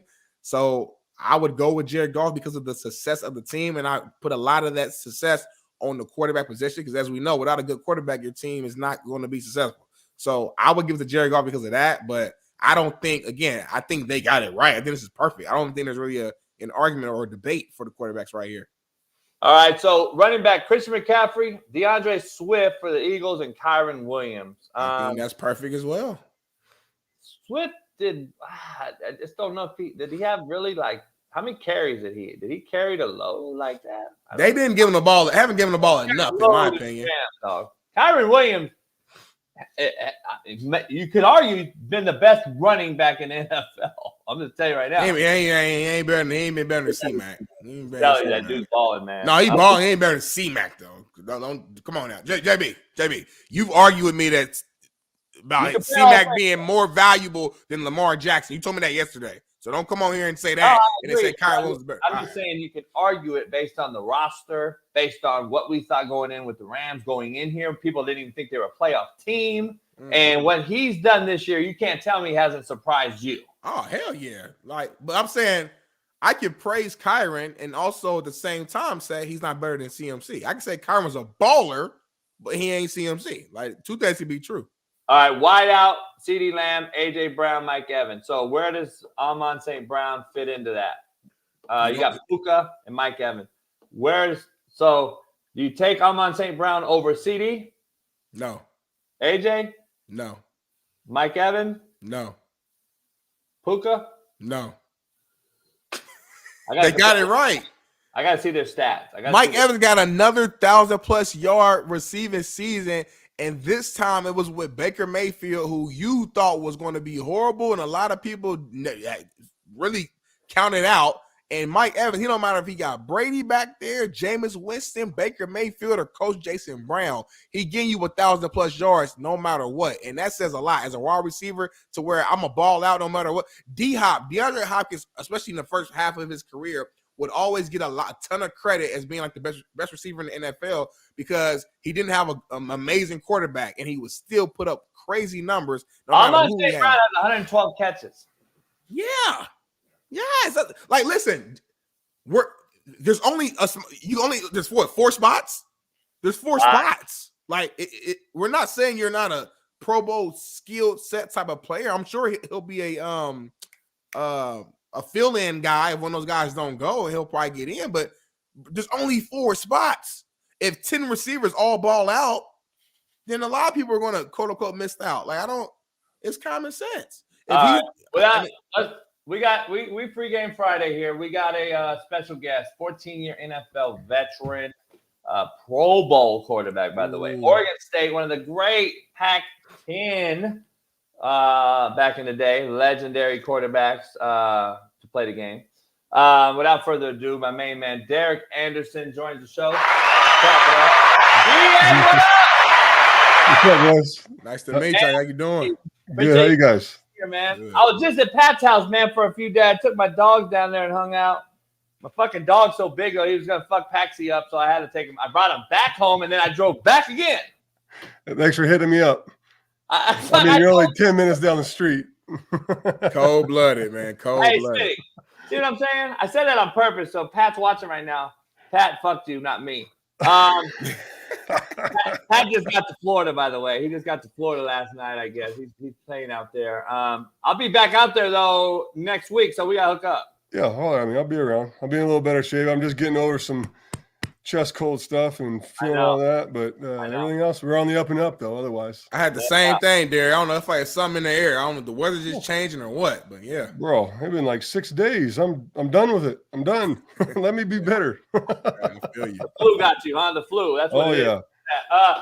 All right, Derek, I got to ask you real quick your thoughts on a Pac-12 team representing the Natty, especially as they leave the conference we grew up in and grew up here on the West Coast, and they're going to walk into the sunset possibly without a conference. You excited that a team can represent that as a national champ as they walk out and just end the Pac-10, Pac-8, Pac-12 era? It'd be a big thing, right? Or are you looking at it as a Big Ten thing now already? Because they're both. No, I'm excited about it, actually. I mean, I've been rooting on Washington all year. I thought they're an unbelievable football team. I don't think a lot of people really knew how good they were or how good Penix was really until the other night. To be brutally honest, I bet $100 on Penix to win the Heisman before the season even started. He impressed me last year. I was like, man, this kid throws the ball in some spots. No, I think it would be awesome if the Pac-12 could win this one, and obviously with who knows what the heck's going to happen next year with the rest of everything, but I think they aren't giving them enough credit, and I think they're going to give it a run. I do too. I agree. I think so. I got to dive into. I know Smitty got a question. I got to dive into this transfer portal thing mixed with NIL. I got to get your thoughts. Like, if one can go away to get college football back to some type of semblance on what we grew up on. Not that change isn't good. I'm not saying that we need to go back and being the old man on the cloud in the porch yelling at the cloud like they say I do. But what's worse, NIL or transfer portal, in your opinion? Oh, man. Like, what would you get rid of if I had to say a gun to your head? I said, hey, get rid of one of these. Transfer portal. Commissioner of football, college football. I would get rid of the transfer portal. I mean, I think you have a solid year and a half, really. I mean, maybe not now, but you have a pretty good idea for about a year and some change of where you might want to go and what, best fits your lifestyle, your needs, what you want. The coaching staff, the school. I mean, really now the school doesn't matter. I mean, you used to actually go to school to pick the school for the environment you wanted to live in. You pick it. I think you commit to it. You commit to that school, that university. They're giving you $100,000 to go play football and education. And these schools are just getting screwed. I mean, you could still keep the NIL and take care of your boys there. And I agree, these kids should be getting some money. And my system was that these guys would, whatever income they generated, it would go into a pot. And then when they were 25 years old, they would have access to that money when they're out of college. Well, the problem is now these guys are 25-year-old juniors, so it's kind of throwing my system off. I can't really wrap my head around that whole part. So, yeah. They just gave the quarterback for Oklahoma State a 7th year. Nice. I played 3 years and about 34 snaps. And went to the NFL after that. It's like Bo Nix. Bo Nix played, they were talking about all these records you broke. Yeah, a lot of guys would break those records. You played 6 full seasons of college football. it's not that impressive to me. That's a career. That's Right. that's a full. That's 7 years. Right. That's crazy. You're a grown ass man now. You kids and wife and the whole deal. No, that's wild. Hey, I don't know what we do, man. It's crazy. I just think you can't get rid of, like, if you get rid of the ability to just a kid run from any kind of adversity that comes up, you give every single time, these kids are going to do it with there's no, nothing that stops them. They go there and they start playing next week. I mean, during college basketball last year, there was like some guy that played like on a Monday, transferred, and he was playing on Saturday the next week. Yeah, that's like, crazy. That makes no sense. Like, there's no loyalty. There's no, I mean, how about let's dig in. It's not all roses all the time. Like, everything's going to, a little bit of struggle for a kid's going to be fine. He doesn't have to be the star right away. And eventually these kids, the cream rises to the top anyways. You're bouncing all over the country. The NFL guys are going to find you. So just stay where you're at. If you're good enough, you're going to play, and it's going to, at the end of the day, everything's going to work out. Yeah, no, that's true. Yeah, I'll give you a perfect example, but it's just my example. Yeah. So I went to Oregon State. I was the number 2-3 quarterback in the country coming out, whatever the heck it was. Coach Erickson leaves after my sophomore year, and immediately I got contacted by Florida State, and they were like the main other school that like pretty much recruited me the whole time. And I'm like, screw it, I'm leaving. Like, I'm done. I was going to go to Florida State. That's where I wanted to go in the beginning anyways, whatever. And the AD brought me in, sat me down. Was like, hey, just sit down and wait. Think about it. We're going to bring in this guy named Mike Riley. He's a heck of a football coach. I think you're really going to like him, but at least give him a chance, whatever. I mean, I waited 5-6 days, blah, blah, blah, came in, met with Mike, did all this. And then it was the best thing that I ever did. Like, it was a struggle. My junior year, I was going to leave. I was planning on leaving after my junior year, and I'd throw 25 picks. Like, I got thrown into this brand new system. I had no idea. I was terrible. But for my development and my, career, it was probably the best thing that happened to me. And the fact that I stayed, I probably got more out of that than transferring to Florida State and playing with guys that are 5 times better than the guys I was playing with. You're saying just take a breath. Take a deep breath and fucking chill out and say, is this really what I want to do? The kids ain't doing that is what you're saying. The kids are just saying, I'm out. Yeah, as soon as like a little bit of conflict comes up or they don't like what coach tells them, I'm packing my shit and I'm out of here. And I mean, it's just a little bit ridiculous. Yeah, emotional decisions is what it sounds like. Soft. But kids are emotional. Kids at 17 to 21 are emotional. They got a lot of female tendencies. Let's be honest, they're emotional. And to be honest, we got single mothers, a lot of them that don't understand the game at all or the recruiting process, and they make a quick judgment because they paid a 7-on-7 coach fucking $10,000 over the last 4 years to coach their kid, which was probably all the wrong coaching. It was a trainer who knows nothing. And you and I talked about on the golf course, DA, like, fuck, we started a clinic and a camp. We probably make a killing, but at the same time, we don't want to deal with that drama. No, you don't. I do feel bad for kids, and I understand like coming up and going through it, and like it's just I had no idea, right? But like now, like I talked to you about it, but like these parents are throwing money at dudes. Like I've had people like line up, like, hey, will you coach my kid? Will you coach my kid? I'm like, dude, your kid sucks. I'm not taking your money. Like it's not even. Like, I don't want to, I feel bad taking your money, but then there's people out there that'll take their money for 6 years at a time. This kid doesn't even make it as a backup on JV. Man, yeah. Just taking advantage, man. Taking advantage, which is crazy. I want to shift to NFL a little bit, man. Obviously, you long career, played for a few different teams, man. The Bills, I think it was the latest team you played with, and they have a chance to to right some wrongs, if you will, earlier this year and to make it into the playoffs this weekend. Do you feel like the Bills are the scariest team right now? That me and JB had a debate yesterday. I think he has the Rams, I want to say, as your scariest team. I just feel like the Bills right now, man, just the way they've been rolling last few weeks. Obviously, you got Josh there at QB. I have them as my scariest team. I wouldn't want to see them in the playoffs, but what say you? Right on board with you, both of those teams. But I've been on, obviously the Bills are my squad. My son loves watching the Bills, so I watch a ton of those games. But I do think they are the scariest team right now. They're playing with confidence, playing together. They're getting, they're starting to play better on defense. You can see them communicating better on defense. I mean, I think that's their biggest problem is when they get out of sorts on defense. They lost Micah. Some of those games when Micah was out, Jordan was out. Those guys really command the secondary and get the guys in the right spots. But they're starting to make plays. They're starting to, come together as a team. I mean, they turned the ball over 3 or 4 times in the first quarter last week. Yeah. Like I get they're playing against Zappy, but like at the same point, you still got to turn the ball over. You still got to, get deflections and punching balls out. I would not want to play them. I think they win this weekend. I think the Dolphins, this HBO thing has been kind of sad. I've been watching it every single week, and he can't stop talking about let's not fuck it up, and then they just keep fucking it up. I mean, it's going through one ear out the other, it seems like.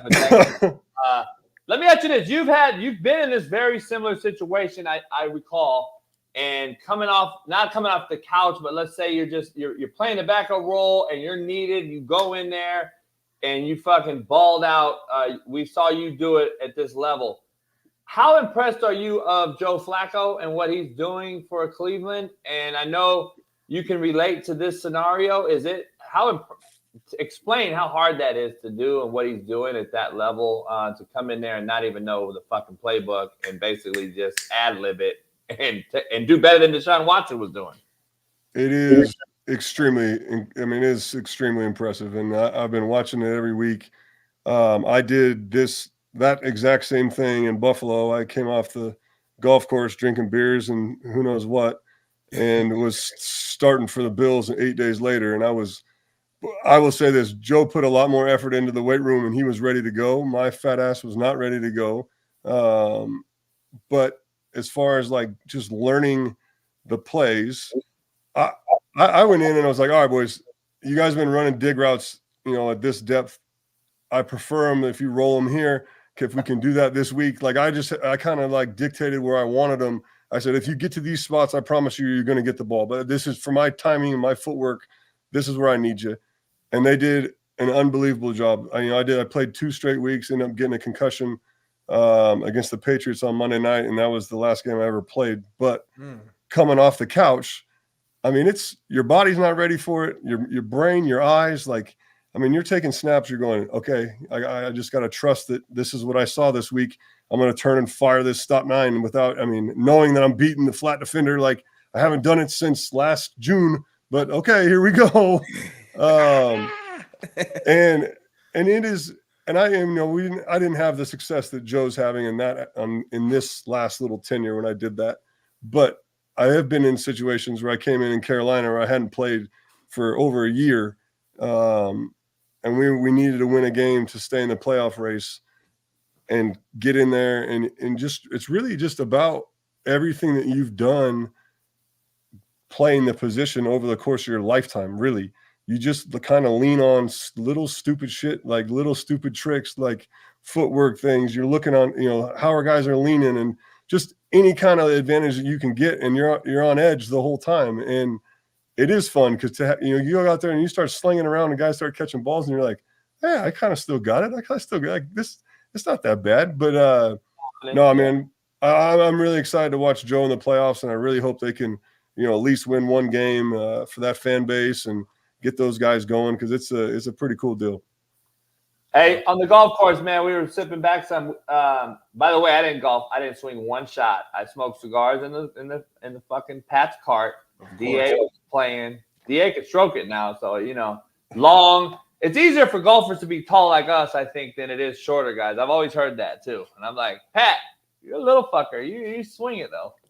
Those little guys could turn like a little top though. They just spin in circles. That's the only problem. You get long arms going. You get all these levers moving.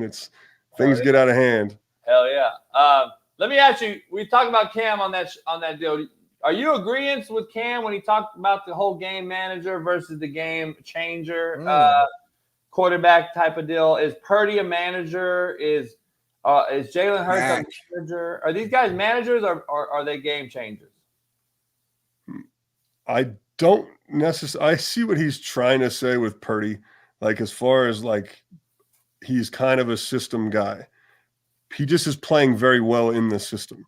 Like I think that you could plug a lot of guys in there and they will have a little bit of early success like he had. I don't think that every guy's going to sustain success like Purdy has.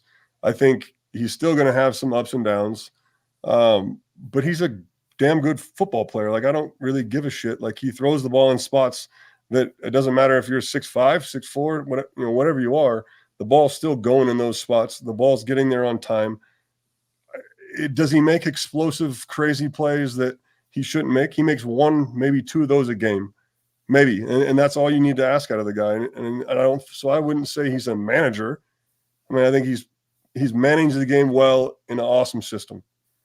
Does that make sense? I guess it makes perfect sense. Yeah, like, go ahead. No, obviously, because some people are saying like game manager doesn't necessarily like it's not necessarily a negative thing per se. I think when you say it, it's just it initially sounds like whoa, like what are you saying? But I think like you broke down so eloquently just now with Purdy. Yeah, he's managing the hell out of his system and doing it at the highest level. But like, don't all quarterbacks have certain systems that are built around them? Like I don't get like, yeah, sure, you got your Brady's and your Peyton Mannings who your Aaron Rodgers who you just assume that take them to any team and they'll have success. I get that, but at the end of the day, you got to build your offense in around your quarterback in order to have success, right?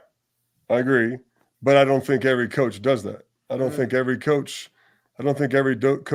builds an offense specifically for one guy. I think they have certain plays. I think, like you take our offense in Carolina with Cam early on, it wasn't specifically built for him. Like, I played in that exact same offense with Rob Chudzinski in Cleveland. That's why I was there to help teach it to him. Yeah. As he got better and we realized, where we were misusing him, we added pieces and we added pieces. Then we put in things or took out things that he wasn't good at. Like, and that's how it kind of became. So the system was built around him in that way. Some coaches don't do that. Some coaches like, this is the fucking play we run. I've been running this play since 1986. Your eyes go here, the ball goes here. Like, there's no changing that, right? Yeah. And I think in Shanahan's office, like that thing runs, it whiz bangs, right? Like, I mean, the thing, you get a semi-athletic guy in there that's kind of, sly with his hands and good ball fakes, like that guy's going to play well. Like, yeah. I think Sam Darnold, given an opportunity in that system over a 2.5 year period, he becomes a better quarterback than most people think he is. I do too. I've said it on the show. I think he's a better fit actually if he had the right. We don't talk about Sam enough because I had to fucking face him when I was head coach in high school. We played him in Sacramento, but we don't talk about him like 4 head coaches, 6 OCs, 2 horrible organizations at the time in the Jets, and no offense to the Panthers, but during his tenure, this is what we're seeing, this Panther organization. So, like, he's never had a shot at this thing being successful. No. And now it's a roster that's conducive for success, and we don't know. We ain't going to see him maybe because they're probably going to pay Purdy, what, 200? It's going to be something crazy. Wild. That is – I don't know if they will though. I mean, they gotta pay him, right? They got to. I don't. But how you don't have the same team structurally as if you pay the quarterback. The reason why they are the team that they are is because they're paying their quarterback $375,000 or whatever the hell it is. Yeah. So like, so let me ask you this though, DA. So you think there's a world where they would just let him go and just I guess start Darnold or whoever's next? Because if they don't pay him, he's going to leave. There's no way he's going to just not get paid. No, I agree. But are they that crazy, or is Kyle that confident in what he does and say, I don't need to pay my quarterback $40 million a year. I can pay him 12, and we can still have Debo, we can still have C-Mac, we can still have Kittle, we can still have Ayuk, and then whoever else we draft. And now, boom, Ayuk's out. He goes and gets him paid his $150, and now this guy that we just used this first round pick on is now taking his spot, and now we're still rocking and rolling with a guy that's equally or maybe about the same talent playing the quarterback position. What if the Niners win a Super Bowl though? Like, hypothetically, that's a problem. That's a problem. If they win a Super Bowl with Brock Purdy, he's Super Bowl MVP. You're going to need 100, probably. It's probably going to need at least 100. Hey, this is an issue, though. I think we've had this conversation. Eric Weddle's on the show every week, and we got other guys, Tank Johnson, Matt McChesney, former players. We've had this discussion. Should the NFL adapt a separate salary cap for quarterbacks? I agree Should with the that. quarterback have its own salary, like separate than the team cap? Because to me, you're always going to have these teams that just hit rock bottom when the quarterback leaves. Tom Brady sacrifices, I guess, allowed the Patriots to do what they did all during, when you played. So, like, Right. I'm not seeing that no more. I would love that. I think that if you just I think you just take the quarterback out of this equation, take him completely out, because now it doesn't. Now you're getting guys that aren't getting paid down the line further are now getting more money than they should. Sorry, my landscaper showed up this morning, I guess. But no, like the guys a little farther down the line, those guys are probably going to make another $150,000 a year if you take the quarterback completely out of play. Now you want to pay your quarterback $75 million a year, pay him that.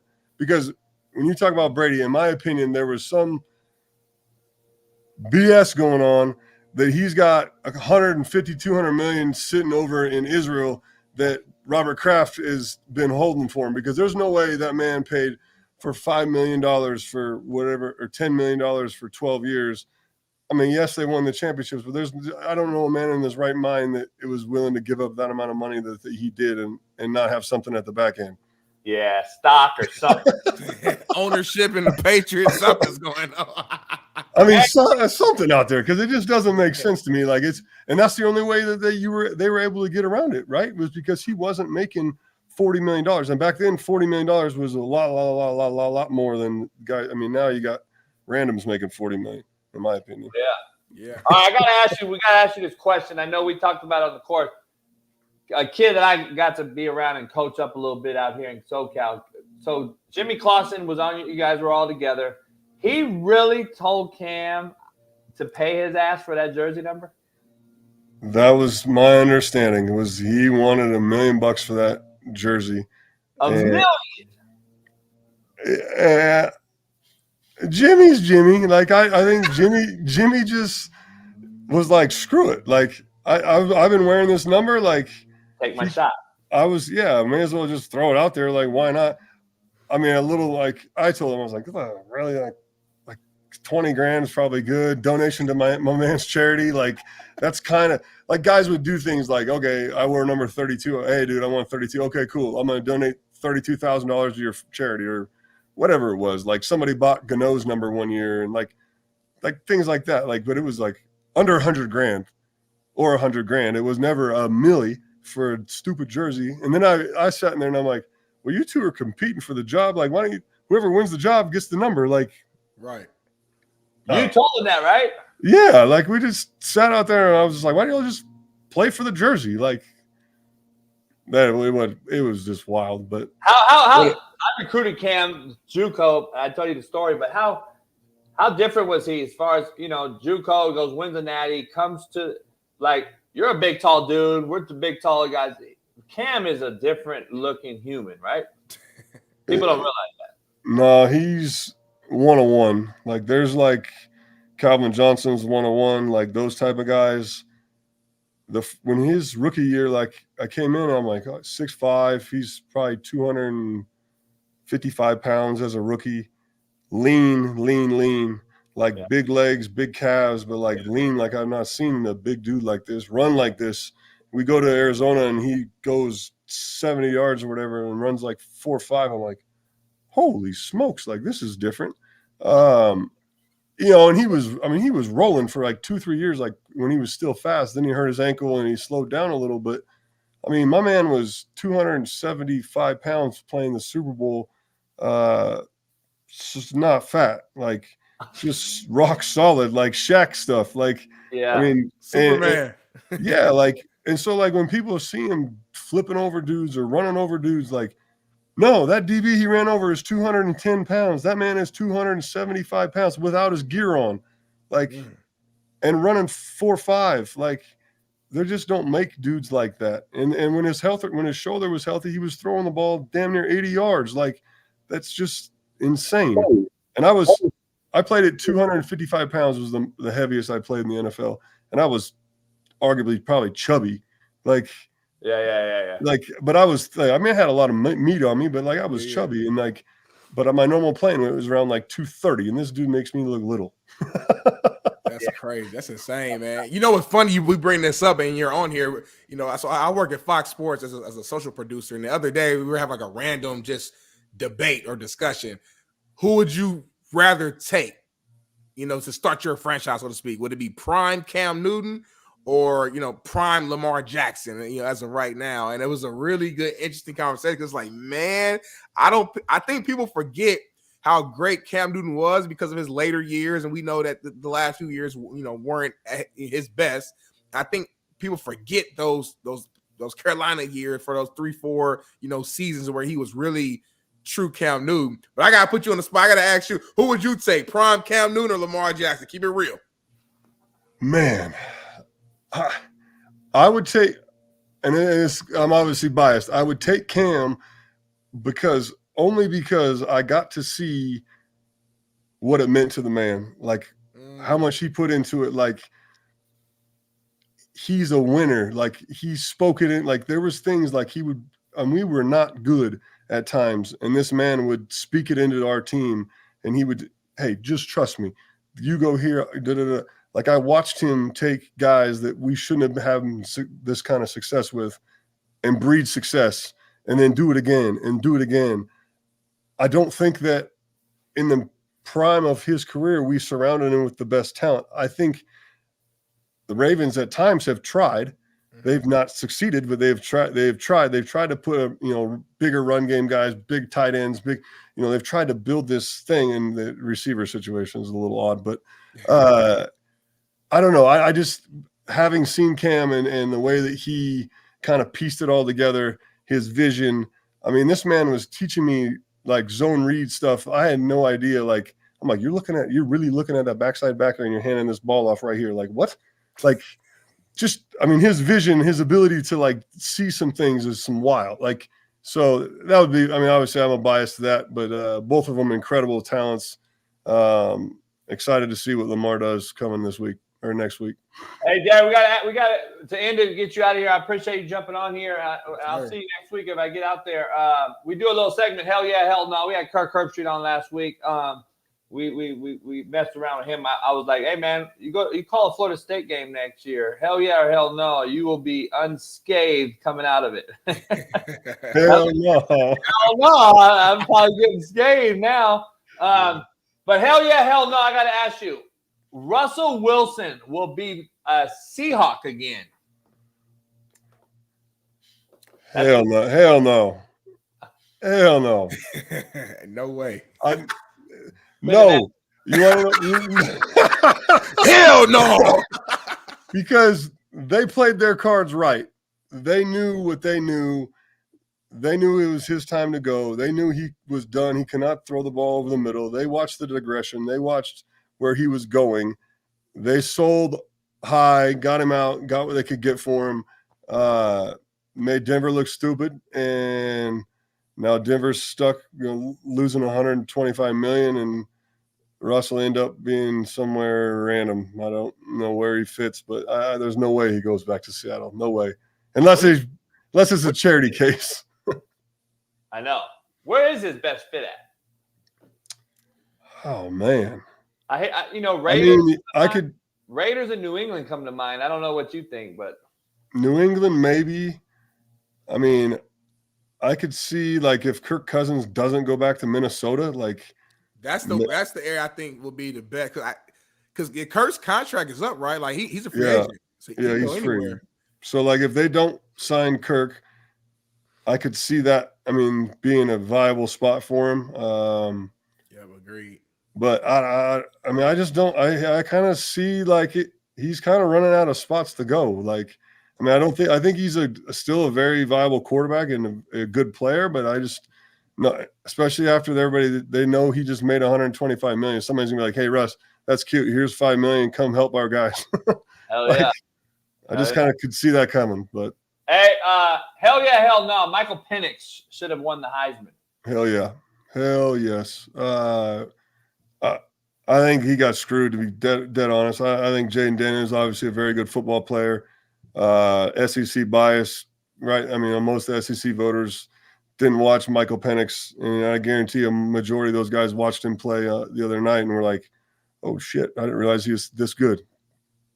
Kind of a bummer, but, I mean, awesome story about that kid. Yeah, no doubt. We got to, like, the times screw the West Coast, and it's going to be interesting how this thing works now with them going to the Big Ten and playing a little bit of different time zone, because USC, UCLA, Oregon State, when they were rolling with Jonathan Smith, Oregon, they're playing at 10 o'clock Eastern on a lot of instances, and those voters aren't watching that game. And not even the first quarter. Yeah, fuck, it's unbelievable. All right, last one for you, DA. Jim Harbaugh, hell yeah, hell no. Jim Harbaugh is the next head coach of the LA Chargers. Hell yeah. I know, we're hearing the same shit. I agree. I heard that. Actually, one of my buddies texted me last night, and I was like, I could see it. I mean, I don't think he's going to pull the Pete Carroll. Like, we did it. We're out. I've done it here. There's there's really not a reason for him to come back and deal with all the bullshit, to be honest. Like I'm out. I brought Michigan back to relevancy, even if they win or they lose. I did my thing here. Did he cheat? I don't think he did. I think there's just people being pussies about it. Thank you. Yeah. What is it? What's his face? JJ was talking the other day. He's like, everybody's done it. Everybody does it. I mean, that's why all these teams have the things behind them now, so they can't see the guys from the thing. Like, guys have been doing it for years. I mean, I can't tell you. I stood on the sideline in college. By the time we got to halftime, I could figure out their defensive coordinator's hand signals. It really wasn't that hard. It's such a witch hunt, man. They did this to me in JUCO when I was on the top. They've done it to people that, if you're not a liked guy amongst the peers of the coaching, fraternity in that particular conference, you know that Day and all those guys in that conference are trying to get his ass out of there because he's not a personable person. He's really lacks social skills. Me and him don't even get along. I don't even have a dog in the fight, but at the same time, he's a hell of a coach. The family may be one of the greatest coaching families. I was going to bring that up, man. Golly.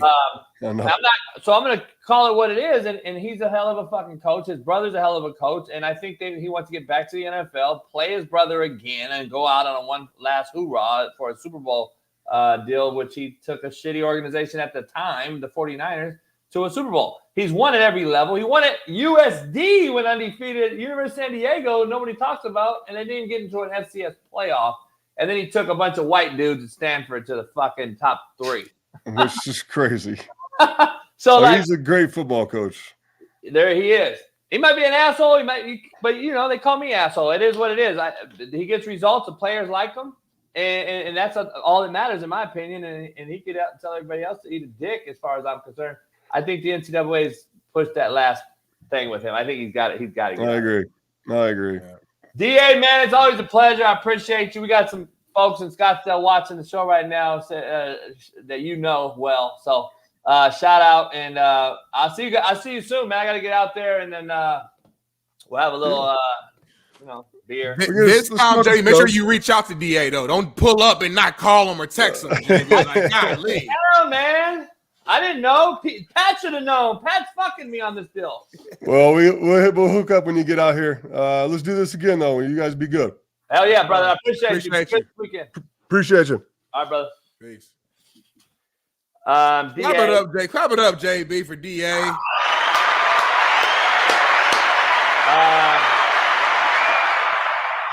If we ain't got the best show on the internet right now. For real, I'm not even trying to be biased. I'm just like really sitting back and just thinking about how this show was going. We got an hour left. I'm like, we rolling. Me and you having good discussions, some debates. Michelle comes in so eloquently and just dropping the gems. Then DA jumps in, giving us that real deal locker room knowledge, being there as a former player, exclusive insight on the Cam Newton jersey situation. And now we got Nadu about to hop on in a minute. We got me and you. We ain't even took a piss break yet, and we only got 200 likes. That's crazy. I don't get it. I get it. Everybody wants handout. They want it for free. You know what I'm saying? Let's take a piss break, man. I gotta take a piss. We peanut butter and jelly sandwich. Man, we don't even take breaks here.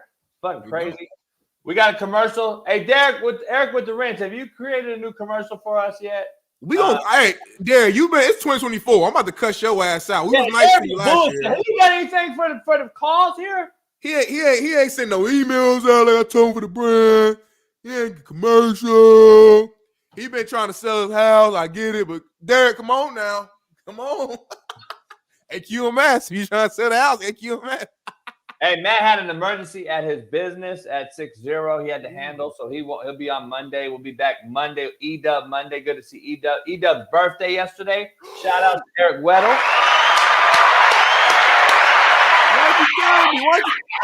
Hold on. Calm out. Eric Weddle, if you tune in right now, my brother, happy birthday. Why, right? You know why, right? White, black. Damn, man. But Weddle's my guy, though. Weddle's the crossover between us. Happy birthday, Weddle. Happy belated birthday, my brother. I didn't know it was your birthday. I would have told you. White people said we stayed, on that side. We on this side, you guys on that side. White people said racist show. RACCIISS is a racist show. So make sure you guys understand that going in. We got some real talk or some jaw jacking next. We got some hell yeah, hell no. We got some white people shit. We got some black people shit. We're gonna break into that. And Nadu. We got Jeff Nadu jumping on. We're gonna break down the games for this weekend for all you bettors out there. It's the best betting segment on planet Earth. ERF Earth. So pound the like, subscribe, become a member if you're not one, and super chat us. Big Smitty broke as hell, man. He live in LA, live in an apartment. It's roaches. Got roaches size of baby feet in there. This is, we're broke. We're trying to get this show blown up. We are going to get it blown up. And Jeff Nadu. Jeff Nadu's in the building 2024. Are you in a robe? I am. Oh, that boy came in 2024 acting different. Okay, player Jeffrey Nadu. Call me Jeffrey now. Call me Jeffrey. Yeah. Hey, the best betting. Look at that. Let me get my necklace out. Segment in planet Earth. Hey, Jeff, you got to give us 3 minutes. We're going to take a piss break, and we're going to come right back, and we're going to have an hour with you and get into the new year and all that. Jeff may be fucking butt naked when we get back. We don't know. So, TBD. We'll be right back. Right back. Take us to commercial, baby. We'll be back. Man, just throughout your career, people always say the safety is like the quarterback of the defense. I got to ask you, who was the toughest quarterback that you face week to week? You know what I'm saying? In terms of just like, all right, or each year, I know when I play against this guy, I got to be like 125% locked in because it's going to be a mental battle between myself and this quarterback.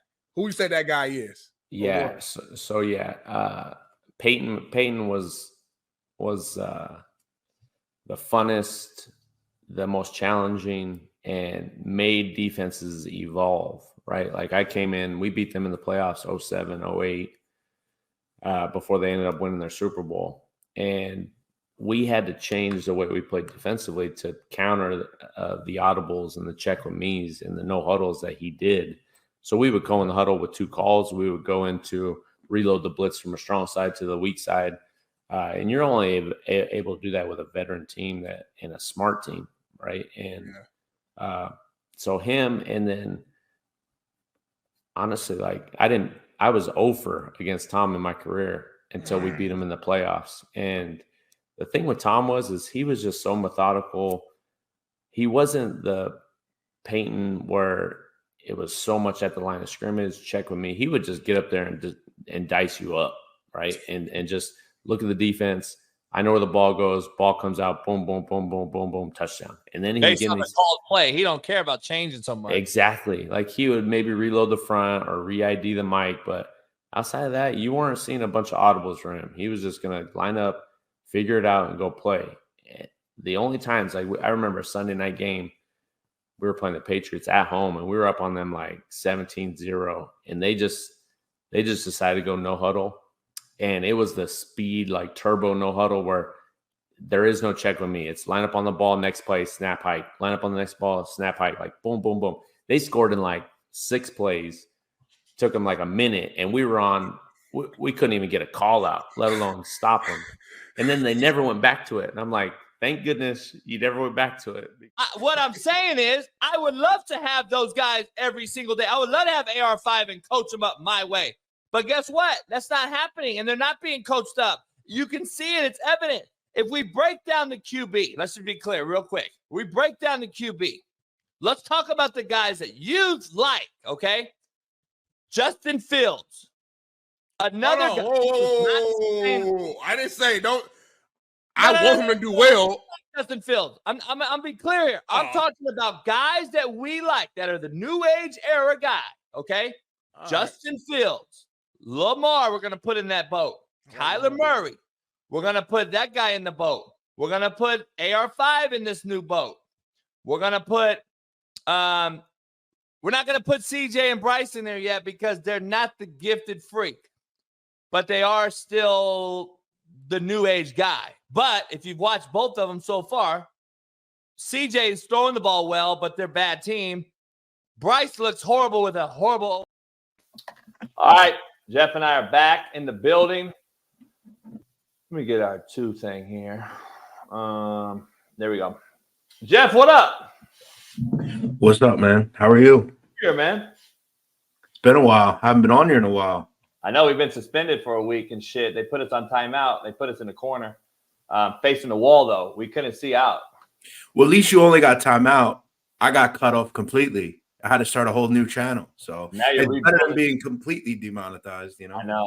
This is the crazy part. You want to hear this story? So April of 22, I posted a video. It was a Wednesday. It was hump day. And it was the dolphin humping the kid on the fucking dock. That was a viral video going around. It was like on everybody's YouTube channel. So McAfee got me a touch of somebody. I go on, get a hold of the guy. We appealed it, and they lifted it. They said, oh, yeah, we're wrong. Everybody used it. Okay, boom. So 2 years later, they hit me for the same video for the same thing. I already appealed it once. That's literally violation of your guidelines. Right. I mean, I don't even think they have guidelines. They just do what they want. I mean, not for nothing, man. Like I follow every rule. I try to follow every rule, and they still fuck you. You know, it sucks. But yeah, it does. As far as that guy, he's asked me about UConn a few times. No, I like Butler in that game. Is that who's playing? Yeah, Butler's playing well. I don't even know. I haven't watched one college basketball game. I just can't do it. Arizona, man, they won by 50 last night in conference. Crazy. Colorado. God damn. Colorado. You ready for that game on Monday? Right now, today, who's your top 5 NFL teams as we enter week 18? So going into the playoffs, your top 5 teams. Bailey, can we show Smitty and I's top 5? Let's bring Smitty's top 5 in real quick. Smitty's top 5. Ravens, Niners, Cowboys, Browns, and Bills. Wow. What a shitty fucking list. What? That's the list. Like that's the only answer that makes sense. Jeff, anything you want to change on that list? Yeah, I would probably put the Bills. The only one I'd pull out would be the Browns. I would go Bills, Chiefs, or Chiefs, Bills. I still think the Chiefs. Yeah, I still think the Chiefs, when the rubber meets the road, they still have Patrick Mahomes. They still have a good defense. There's not a lot of good teams in the NFL. I mean, how about my list? Let's get to my list, Jeff. But yeah, let's see. I cut you off. I mean, I don't have the Rams in there, but I would, if you're gonna put the Rams, I think you gotta maybe put the Lions in top. We got the same damn list, JB. The only difference is that you believe in the Rams the way that I believe in the Browns, I think. You know what I'm saying? Like the Rams are your scariest team. The Bills are my scariest team, but the Browns be like my second scariest team. So like that's the only difference. We got the same list basically. The thing is, the Ravens and the Niners are up here and everybody else is down here, right?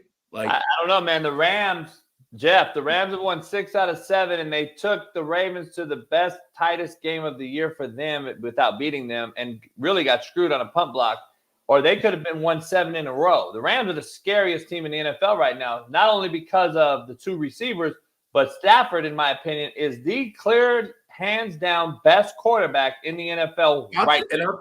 I'll tell you another thing. We want to clown him occasionally, but Sean McVay's done a great job there this year because that defense, you and I, JB, when we were doing that Sunday show, I remember looking at that defense at times and saying, how the fuck is this team going to stop anybody? Like, I don't know anyone in their secondary. Like, it was a mess, and they have done really well. I'm blown away at how good they've been. I want to say this too. JB keeps mentioning, the hottest team. Rams have won 6 of the last 7. A team we're not bringing up is my Indianapolis Colts. We've won 6 of the last 8. Like, I'm just saying, like, so if you're going to base your top 5 on who's hot right now, and don't forget about that team that's in the 3-1-7. That's all I'm saying. I'm just saying keep an eye on you or Stafford, who's won a Super Bowl. Which one? No, Stafford, of course. but let me ask you, be real. Outside of the Ravens in the AFC, I mean, honestly, you do know that the Chiefs will get there. You know they will. Like, no, I know. I swear to no. Time out. You don't think they will? Do not throw that shit on this show. I don't know that. Pause. Yeah, pause. Fair enough. I don't know that. JB don't know that. JB, do you know that, JB? I don't know that. No, the Chiefs ain't getting out of the first round this year. You know why? They got to play on the road. They're ass. The Chiefs are ass. Chiefs, Keenum, if you listen to this year, you're ass. It is what it is. But the truth is, the rest of the AFC outside of Baltimore, it's all just a bunch of teams. The Browns, the Dolphins, the Bills, the Chiefs, the whoever. It's all a bunch, And that's the same with the NFC. You got the Niners, the Cowboys, and then everybody else.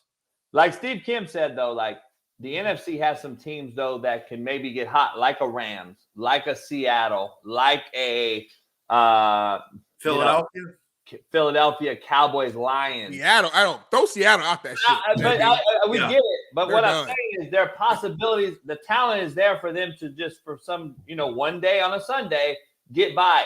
Can you say that about that many teams on the AFC side? Yes, the Browns have one like a top tier. There's really only 3 teams, Smitty, in the AFC. There's 7 on the NFC. I would say the Browns, Josh Allen and the Bills, the Miami Dolphins. Miami Dolphins hasn't beat anybody. But time out. You're not going to tell me on one side that the Rams and the damn Seahawks could have a day, but the Miami Dolphins with Tua, Tyreek, Weddle, all these cats can't have a day. Stop, baby. That don't make sense. City, those teams I mentioned play with physicality. This Miami team can't beat anybody when you hit them in the mouth.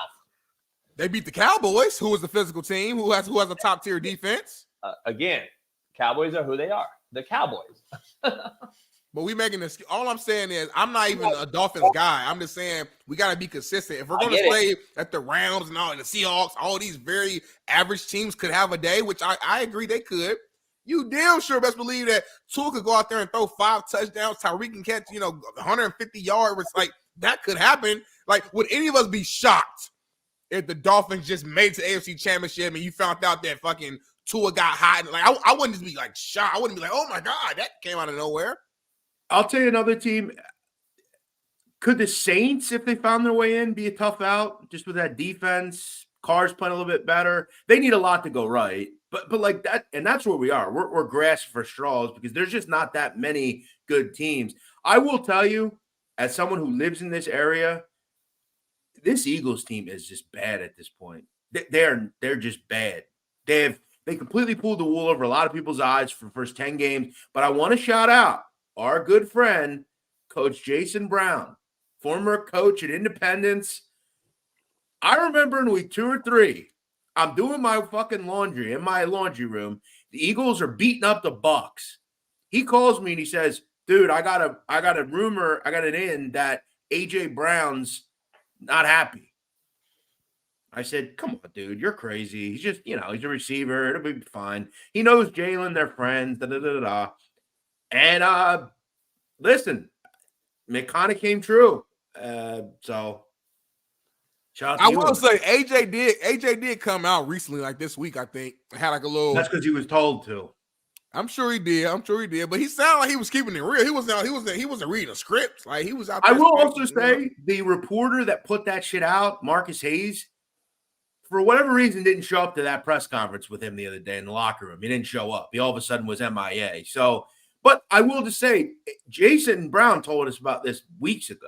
He did. I always shout out JB anytime he say something. If JB say something, I'm the first one to come on the show. But hey, I was wrong, or you got it right. That's one thing about me. And he brought it up for sure. And the Eagles have been looking horrible. And I had them going to the Super Bowl. But it's more to do. But it's more to do with their defense. Their defense is just bad. I mean, they don't get. Hey, I also said that, baby. We have the clip when Jeff was on when I said that the D line will get exposed because they lost the key ingredient to the 49ers, and everybody thought Jalen Carter and all these young rookies were going to step in there. And I think I have a clip with Jeff Nadu that I said on this show that the defensive line will struggle late in the season because of the loss to my main man. What's his name? Javon Hargrave.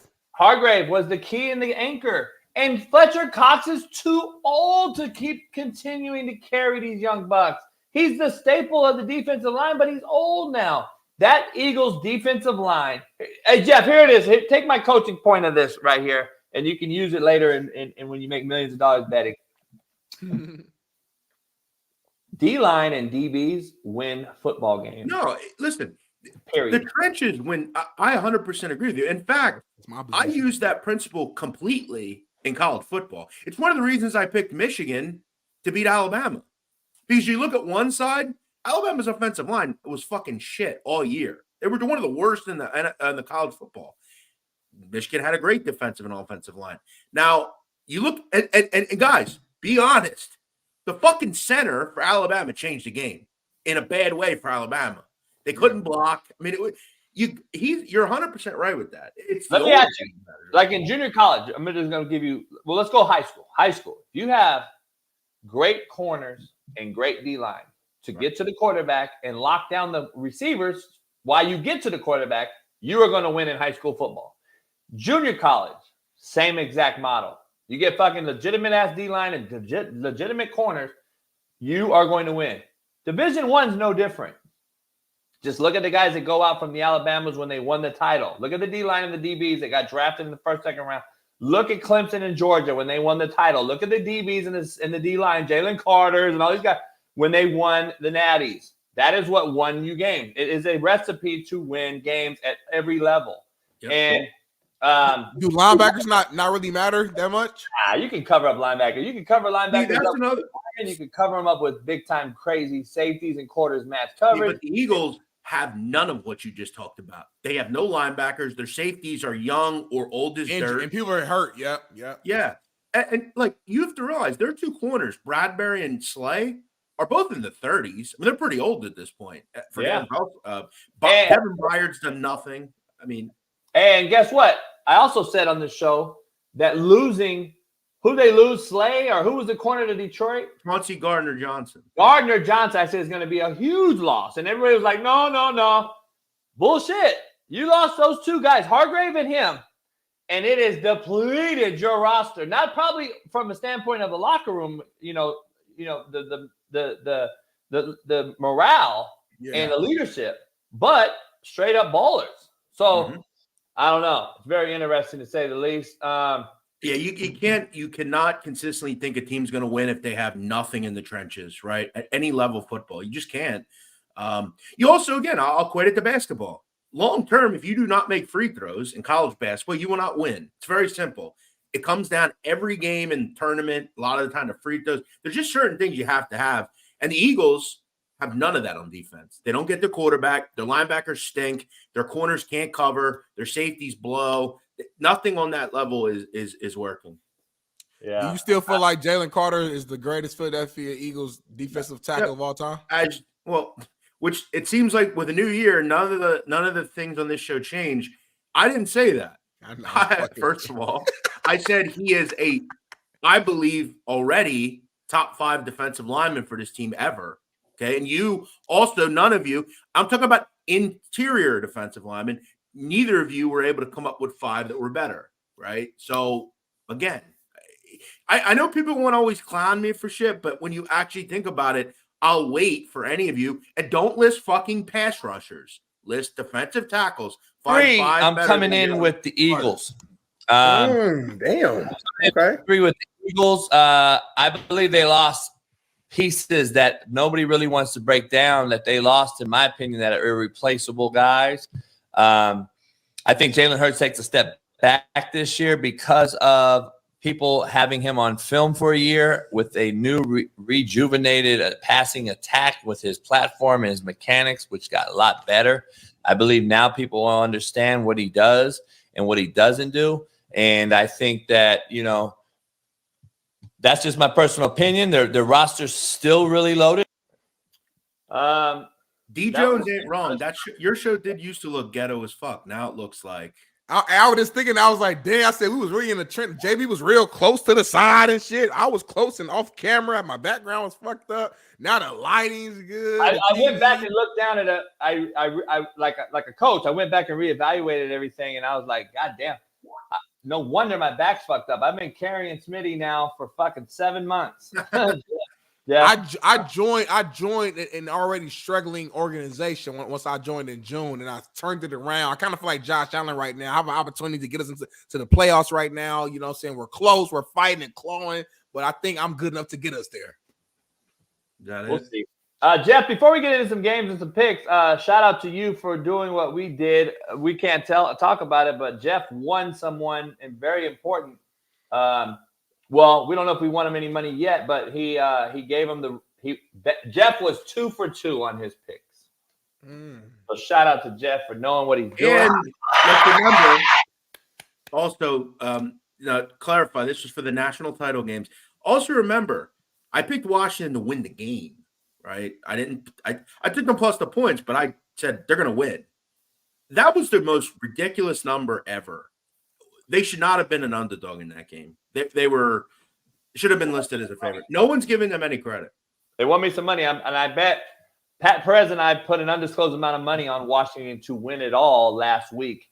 Hopefully, we'll get payday. There you go. All right, some white people shit. We got to do some white people shit real quick with Jeff on here before we get into the picks tomorrow and Sunday's Week 18 games, plus the Natty on Monday. Some white people shit, Bailey.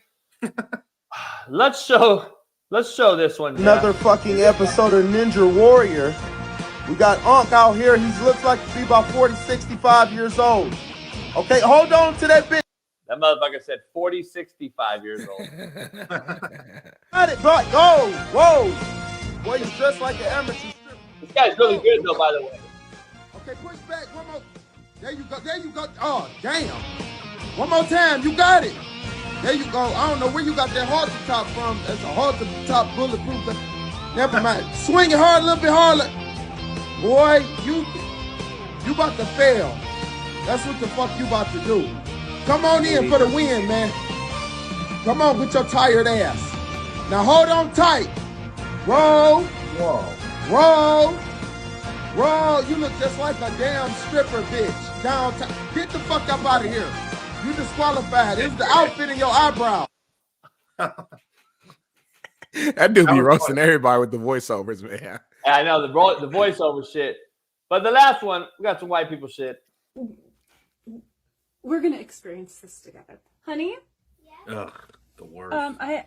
You're not in trouble. You're not in trouble. I'm just curious. Okay, so Barbies are on a camping trip? Yeah. Yeah, okay, again, not in trouble. Where did you get that green thing? I found it in your closet. No worries. I said you're not in trouble. It's cool. What is it? What's it doing? It's a tree. It's a tree. Awesome. And what about that red one? That's a volcano about to erupt. A volcano! That's genius! You have such an imagination. What about this one, I wonder? It's a rainbow. It's a rainbow. They have quite the environment. This is gorgeous. I am so proud of you. Maybe we don't go digging them. You're not in trouble, but let's go ahead and stay out of my closet. Do you know what this is? Yeah. What is it? It's a wiener. Okay. I didn't see that. That's very funny. It's funny, but it's also like, you You got to do a better job putting your shit up, though, as a parent, right? Yeah, I don't get how the little kid found all that. Yeah, I mean, it he didn't knew seem exactly like it where was to go. going that way initially. That was actually funny. Yeah, I like giving you some shit that keeps you like on your toes around here, Jeff. Well, you know? I relate that video a bit to God rest his soul. But have you ever walked in on your parents? I did. Man. Wasn't Really? great. I I never. didn't want to think about it. Yes. But no, it's relating to that video where you kind of find something. Not great. I've never done it. JB, send me that link, though. I'm going to try to find that woman's page and get her on the porch. On the porch podcast. I feel like she's a good porch guest. So send me the page. I'm going to see if I can find her TikTok, get that woman on the porch podcast. I'm going to hit her with all the spicy questions on the porch. Really? You do it on YouTube too, right? YouTube, man. I'm trying to. They don't hit you. They don't hit you. Nah, man. I had Rochelle Ryan on here. I asked her Why? everything. Why? Oh yeah. My brother, man. Plus, I look good. People always say I have $1 million smile. So when YouTube sees this smile right here, it's hard to really like strike me and do all that stuff like that. You know what I'm saying? So, That video we just shit, Bailey. That video we just saw, though, it's funny that she keeps going, again, you're not in trouble. I know. That was funny in the part of it. Hey, Smitty, give us the black people shit logo. Okay. You ready? Hold on. Let me remove us. Yeah.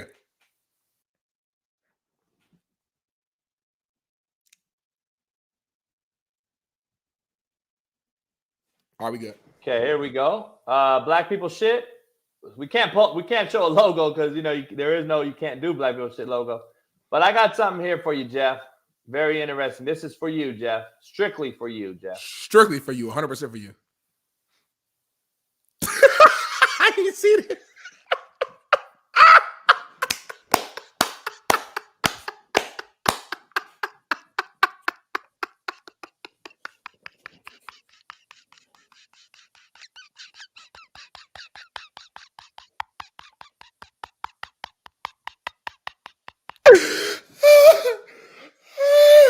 Why you got that like motorcycle mask on? JB, I didn't see that. Yeah. Keep hating. You don't have any receivers, man. It's funny all of a sudden he doesn't have any receivers. What's he supposed to do? Stop all that, man. Listen, y'all Mahomes fans, y'all love him so much that he could do no wrong. If he plays bad, it's the receiver's fault. If he plays good with the bad receivers, look how great he is. He went out there with nothing and look what he did. So basically what we're doing is we're setting up a platform to where Mahomes will never get blamed, will never be wrong, no matter what happens. The Chiefs can miss the damn playoffs. He's good. Smitty, he's the chosen one. They chose him. Here's the issue. chose him. I'm gonna tell you the issue. Okay, we have to start blaming Taylor Swift for this. It's not. I'm just saying. I mean, she's come around, and all of a sudden they've been shit. It's her. It's all her. It's this crazy thing we got to deal with. It's the net. It's she's a phenomenon, worldwide. It's her. She's screwing this all up. So she's the reason that Mahomes out here making bad decisions, throwing picks, throwing bad reads, forcing passes, getting his brother out of cases. Dude. And his brother's acting like a fucking lunatic. Well, this is an older thing. He actually been kind of quiet. I really haven't heard anything. I think this is an older case from like in the off season, but obviously the charges got dropped. Now, again, when his charges get dropped, I want you to all have the same energy when you had, oh look, Jackson's a scumbag. Okay, when the charges get dropped, then what? We're gonna make sure we talk about that. So let's talk about it right now. Did Patrick Mahomes pay to get him off? Hell yeah, hell no. Doesn't listen. No, according to a court of law, a prosecutor who is the person that filed the charges, they've decided to drop them. Therefore, because the girl is not compliant. Nah. If you don't have a witness, Jeff, you know better than me. You don't have a witness, you got no case. DA okay, so it sounds like he beat the case like anybody else would. Yeah, shit. O.J. Simpson beat the case. Innocent until proven guilty, JB. That is true. Okay, that is true. All right, let's go. Let's break this down real quick. Let's break this. I gotta get OJ on here, dog. OJ's like, I love OJ. Fuck it. That would be dope. He's fucking crazy, but they get him on here though. I don't care. That'd be fun. He finally blocked me recently, so I don't have him anymore. Did he? Yeah, because I used to, anytime he posts anything, I would just go, "That's a killer take," or like, "You really stabbed that one," or something. Like, he got mad. You really poked the bear. You really All posted that. Let's get this tomorrow's slate here. Steelers have something to play for, obviously. Bailey, do we have the playoff rundown or scenarios? Because if the Steelers win, they're in. If they lose, they're out. Or what do we got? Are the Steelers in yet? No, I don't believe they are. They're 9-7. Mike Tomlin, what do you rate his coaching performance this year, Jeff? He's again 17 years straight without a losing season with no quarterback. Let's be honest. He's done kind of what Nick Saban did with Milroe, in my opinion. He kind of overachieved this year in Pittsburgh. Did he not? Yeah, I mean, he's still doing a great job, man. I mean, you still got to give him credit. I mean, you essentially have a quarterback who basically would say he's not backing up the quarterback you have now. It's just a mess. And what has he done? He's found a way to have them still somewhat relevant. That said, still at this price, I would still lean with the Baltimore Ravens. Let's remember, they still have a great defense. I still think, kind of regardless who's a quarterback, I think when the rubber meets the road, I don't want to ever bet the Steelers. I just don't, especially late. They have to win to get in. The Steelers, it's too small, Bailey. Do they have to win to get in? I would think. Oh no, I don't want to lie. I'm trying to look it up real quick. All right, while Smitty's looking that up, or Bailey, let me ask you this one: the Texans Colts. This is a all-in game right here. This is for the championship. Jerry said the Steelers got to win to get in. Yeah, real quick, said the Steelers remain in the playoff hunt with one game remaining, but they need some help along the way. So remember, though, as you go into betting or just watching these games, just because a team needs to win does not mean they're going to. Okay, and again, this is your prototypical spot where everyone and their mother's going to be on the Steelers because Lamar's not playing. They'll only have to win by 3. They'll be fine. And this is the game where at the end, you're saying to yourself, why did I bet on this team? Like, let's ask ourselves, do the Steelers actually belong in the playoffs? Do we really think they're a playoff team?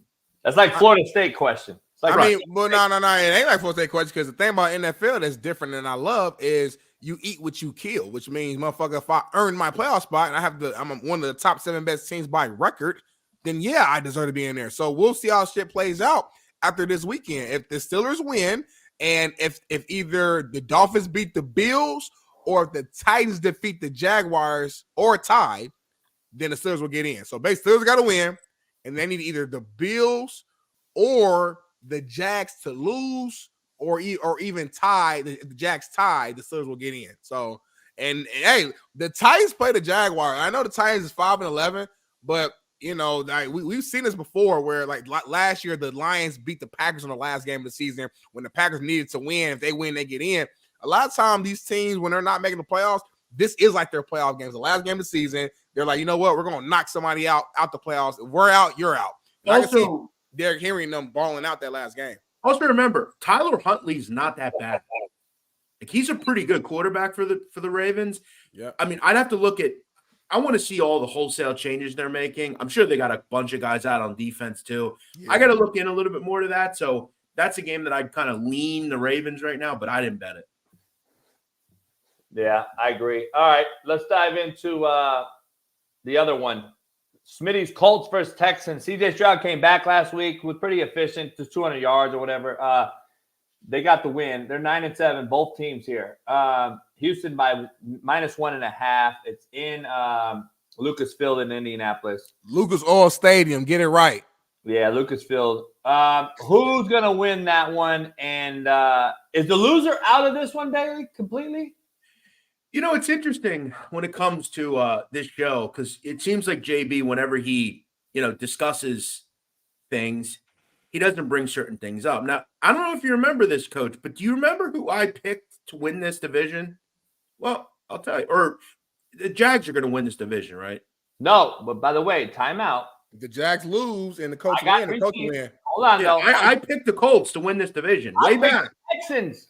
Yeah, I know you did. That's what I was going to say. No, I picked the Jags to win. I picked the Texans to finish second.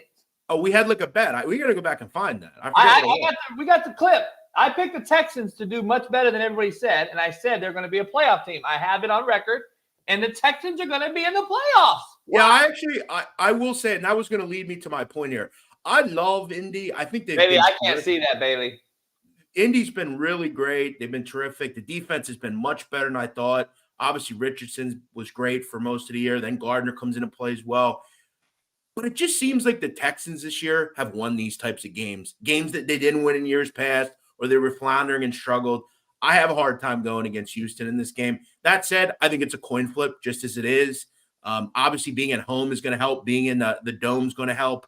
You got to run the football effectively. But it's hard for me because the Texans have really answered the call in these games all year. I'm going to lean Houston here. But it wouldn't surprise me. You're leaning the wrong way, is what I'm going to tell you. Indianapolis Colts are winning this. Better defense, in my opinion. You're a fan. We can't. Better no. I'm telling you a facts. Like y'all call me a fan, but look at where the coach is at right now. Nobody expected the coach to be. Nobody expected the coach. He's taking facts as he gives his opinion. JB hates when I call shit facts. That's what I'm keep saying. He hates that People shit. get this confused. A fact is not, hey, I think something's going to happen. A fact is the sky's blue. No. I didn't say it was a fact that they're going to win. If y'all fuckers let me talk, I said it's a fact that the coach got the better defense, the better linebacker core, and I'm saying yes, the Texans got the better quarterback, but Mitchell has a more experienced quarterback who's been there, been in playoff scenarios, been in situations like this before, and he's been rolling this year as the starter. I like the way that the coach. Now, my opinion is that the coach are going to win. That's my opinion. My opinion is that what Jeff Nadu said was wrong, and the fact that he's leaning towards the Texans. But the facts is that the coach do have a better defense. Statistically, you can look it up and Google it yourself. Okay, so it's 2024. I'm dropping bombs on motherfuckers. Jeff, Matt, JB, everybody. But you're wrong. Statistically, you're wrong. Houston does not have a better defense than Indy, and let me break it down for you. Break it down to me then, JB, or Matt, or whatever your name. Points per game allowed. Houston, 20.9. Indy, 24.5. In fact, Houston is 4 points better defensively. Smitty, get your facts right. You have not come in here with facts. That's the one stat you use. That's the one stat you use. No, I'm not just using nothing else. You ain't looking at sacks. You ain't looking at total sacks from a D-line. You ain't looking at nothing else. All right. Let's dive deeper into the game. That's what I'm trying to say. Let's dive deeper into Jeff, the game. Smitty hasn't bet one thing all year, and he's talking to a guy that bets all these stats, and he said facts. Listen, there are certain stats that I'm sure Indy's better at. Like ain't no sacks, sure it is. Yeah, but when the rubber meets the road, here's what matters, Smitty. And you know this. You're a defensive lineman. How many points do you give up? That's what matters. Just like how many points you score. If I go the whole way down the field and I get to the 20 every time and I fucking kick field goals and the other team kicks touchdowns, I'm going to lose. Yeah, but you know what was even more important than what you just said and what matters more than everything we're fucking saying right now? The score at the end of the fucking game this weekend. And when the Colts beat the Texans, I want a full-blown apology from Jeff Nadu. I need you to come on this show on Monday. We're not fucking waiting to Friday. Clear your schedule up. Come in for 20 minutes. You got 20 minutes.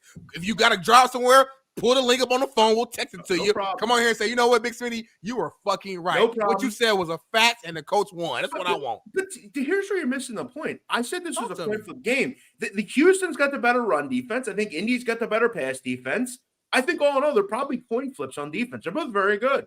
I just feel like, to me, I will take Stroud over whatever Houston or Indy has. That's just my opinion. But being at home helps. But you're right. If they come win this next week, I will come on whatever day you want. Pick the day. In fact, make sure it's when Matt's on, and I'll break Matt's balls as well. Do it. Whatever you want. Let's do it. It's 2024, man. I'm not playing around. All right, let's get Travis Johnson, keep talking shit. Travis, you a brother, Travis. You a fucking brother. Don't be a sellout. Don't be a sellout. Smitty, you're still missing the point. Like all that matters is how many points, you just said it, how many points a team scores. That's what's the difference in a game. Houston is significantly better than Indy. In fact, Indy's a bottom 5 team in the NFL in points per game allowed. That's just the truth. Hey, Travis, can we get you on the Porch podcast? I was gonna bring him on, but not can I get on the Porch podcast, for God's sakes? I get you. I'm gonna ask you some real shit though. You better be ready. Hey, you should bring Jeff on with one of the porn star broads. Jeff ain't ready for that though. He gonna get nervous. He gonna get a little. I take them to fucking Sixer games. What are you talking about? But I had a top tier porn star. I had Who? like the I had a Who? I got the Michelle Ryan. Yeah, she came to the game with me. I know. Oh, I know. I'll show you the pictures. You ain't got her number in the phone right now though. First of all, I have hers and Nikki Benz's. Cop up the fuck. You ain't have Sarah J on your show. Sarah J's a legend. See, I find porn stars repulsive anyway at this point. So good for you. I ain't had one on my show in over a year. JB brought it up. I'm just saying. You have a robe with your name on it, bro? I do. I guess you a player. I gotta always flex. You know what I'm saying? I always gotta flex on some shit. Let me see. What do I got? Who do I got in my thing? You ain't got nobody on your phone. My contact list is crazy. Just in general. Don't show the number. Whoa. Oh. Whoa. Yo, bro, put that phone right. down, bro. Hey, bro, you tripping, bro. Hold on. Yo, you want to ruin that girl's day because someone's going to pause the screen. Come on, man. Keep going. Let's keep going. He tries to flex and then does that. This is crazy. This is crazy. This is wild. Jason Brown, she ain't your friend no more, bro. And so whatever y'all had, done. Hey, Bailey, cut that out. All right. Let's move on. Let's move on. Right. Hey, you know who's going to be the first one that tries to call her? Joey B's weirdo ass. Because that's how he is. Porn stars and shit. That fucking weirdo, yes. Hey, Bailey, we can edit the clip and we'll cut that shit off. All right. Let's get to Sunday. Let's get to Sunday. Man. Was the number on there? We'll fucking figure it out. All right. Well, look at it yourself. Is the number on there? It don't matter. The number don't work anymore, so I'm not worried. Yeah, I know. We're just joking. It was the old number. Whoa. Hold on a second. No, it's old. It's old for real. All right. Yeah, I think you told me that. Browns, Bengals. Let's start there. Bengals said on record, we want to win the game. It doesn't matter. They're out of the contention of the playoffs, so it doesn't really matter. What the Browns don't have anything to play for either. Flacco's not even playing, right? So nice sitting out. That game, does it really matter? And are you even betting it? No, it doesn't matter. I think what I would probably bet here is the under. I mean, you're going to have a really dire quarterback situation for the Browns with no Flacco, which is crazy to say. Defensively, we have to admit they're still pretty good. Bengals have been solid for the most part. I didn't have much in this game, but I would lean under. I mean, this is one of those typical NFL games we've seen this year, 17-10, 13-10, something like that. I won't be betting this game. I think it's a low-scoring first 17 probably wins. All right, Vikings-Lions. Again, Vikings are out. Lions are in. Nothing to play for. Detroit -3.5. It's in Detroit. The seeding here, I don't believe, Bailey, if he can find it, changes if the Lions win or lose. I don't believe. I think they're on a collision course with the Rams, it looks like, aren't they? Playoffs. Lions, Vikings, you betting this one? Probably not, because I want to bet Minnesota here, and I don't want to be on this team. I don't want to back Jaron Hall. He's just a disaster. I don't want to be involved with him. You really have to compact what you like this week. Do not be betting on these types of teams where you're not playing for anything. At least with like a week or two ago, these teams are still kind of trying to play for something, but Minnesota's season changed when they lost Kirk Cousins. We all know that. Jaron Hall maybe had his day in the sun for a game or something, but yeah, no interest. This is a pass for me. The Lions, Jerry in the chat, who's on top of this stuff, the Lions are playing for a 2 seed though, which is pretty big. So that may sway some people in the betting world, but I agree with Jeff on this one. It's a tough deal because it's actually, from a betting standpoint, the big bets coming in are on Minnesota. This number's come down from 3.5 to 3. So I think maybe looking at your playoff scenarios, maybe all in all, that's kind of enough for me to stay off of it. I would avoid it. All right, this game matters. Jags, Titans. We know that Vrabel wants to give him a shit sandwich. We know that, we got all these different, scenarios. Where you at with this Jags-Titans game? Love Tennessee. And there are many reasons why. First of all, they're a home dog. Okay, and I've talked on your show many times. Mike Vrabel is an elite coach as an underdog. He just is. He's the best in the NFL catching points. We've seen all year when it comes to them it really hasn't mattered. They've had a bad quarterback situation all year, and they've still been in relevant games a lot of the time. This is still a decent team. They still run the ball pretty well. Defensively, they're not horrible. Look, I know they're 5-11, but they've been very good in games a lot of the time. They hang in games. And again, Vrabel is a very good underdog. Plus, a pissed off Vrabel, I think, helps. I lean Tennessee here. I think it's a good little spot. Jags How got disappointing was Jacksonville, by the way? Didn't we kind of think like this team would be a top team? And they just – it's like the Seahawks. In every big game, they just kind of failed, it seemed like. Yeah. So are the Jags out if they lose? No. Are they? It's confusing because I think so. If the Jags lose, right, the winner of the Colts Texans, I believe, will win the AFC South. So I know that for a fact. But the thing that I'm confused on is would the Jags like swap and get the 7th seed, or the Jags out?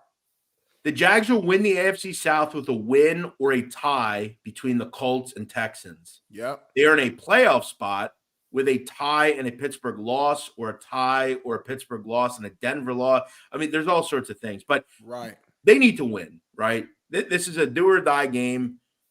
Again, just because the team needs to win. And look, I could very well see this game coming down to a field goal, right? It's really hard when you have the long-term history of Vrabel catching points. He's just really good in this role. And it seems like every year, especially this year, they've been great as an underdog. I think this will come down to a field goal. I really do. Jets, Patriots, I don't think anyone wants to care unless you're just a fucking degenerate gambler. That game means nothing. It's not even for the first pick anymore. It's not even for the first draft pick anymore, which is another sad scenario we used to play. Over-under is 30 in that game. 30. So that's what – I don't even know if they'll get to 20. That game could be 6-3. Yeah, I agree. Falcons, Saints. This is a big one for the Saints, obviously. In New Orleans, Nolans. Where are you at with this one? And let me ask you this, a loaded question. If the Saints win this one and get in the playoffs, because them and the Bucks are battling right now. They both they need the Bucks to lose to the Panthers, which that's unlikely. Yeah. This game at halftime could be like one of those games where they see the Bucks up 21-0. It's like, okay. Plus, remember, a couple of things here. We just talked about how good Vrabel is as an underdog. Falcons have won and covered 3 straight games against New Orleans. New Orleans is bad laying points. I don't want Carr at any level. I can't lay points with the Saints. I just can't. I've said it all year. Atlanta's the better team to me, all due respect. I would love to see the Saints in just with that defense, but I like the Falcons. I think they control the clock, running the football. I'm not interested in laying points with the Saints. I just am. I'm just not.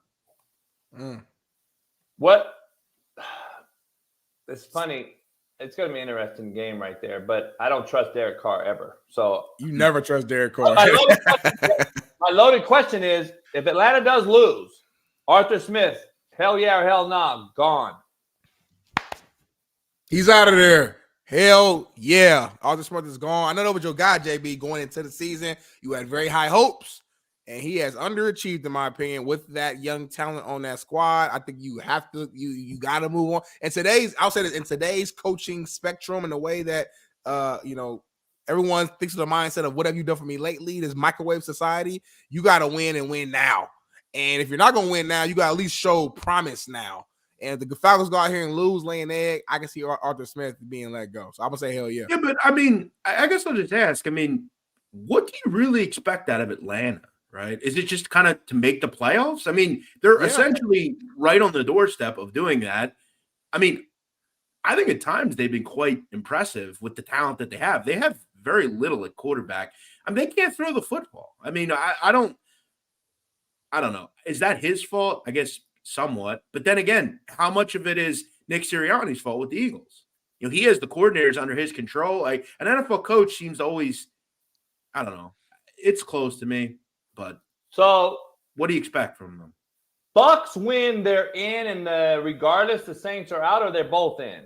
The Falcons win the NFC South if they beat the Saints and the Bucks lose. So they're, I mean, they have, if the Bucks win, the Bucks win the South. They control their own destiny. Yep. Yeah. And then the other two are out. Yeah. This game. This game can mean nothing. Chance to get in the playoff from that division right now. Correct. I think I said that when we predicted schedules early in the year, but what do I know? Let's be honest. No, they're not. Just for clarity, like there's not a chance all three will literally make the playoffs. No. There's a chance. There's a chance that they're all competing to possibly win.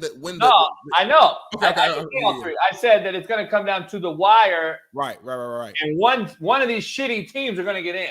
Yeah. But let's be honest. I mean, Carolina is. I don't know. Stranger things have happened, but in Carolina. All right. You're speechless right now, Jeff. But isn't Carolina? Carolina towards the end of the season play fucking good defense for some weird reason. Just FYI. Yeah. But hasn't the number 1 seed been locked in for the Bears? Number 1 draft pick? Yeah.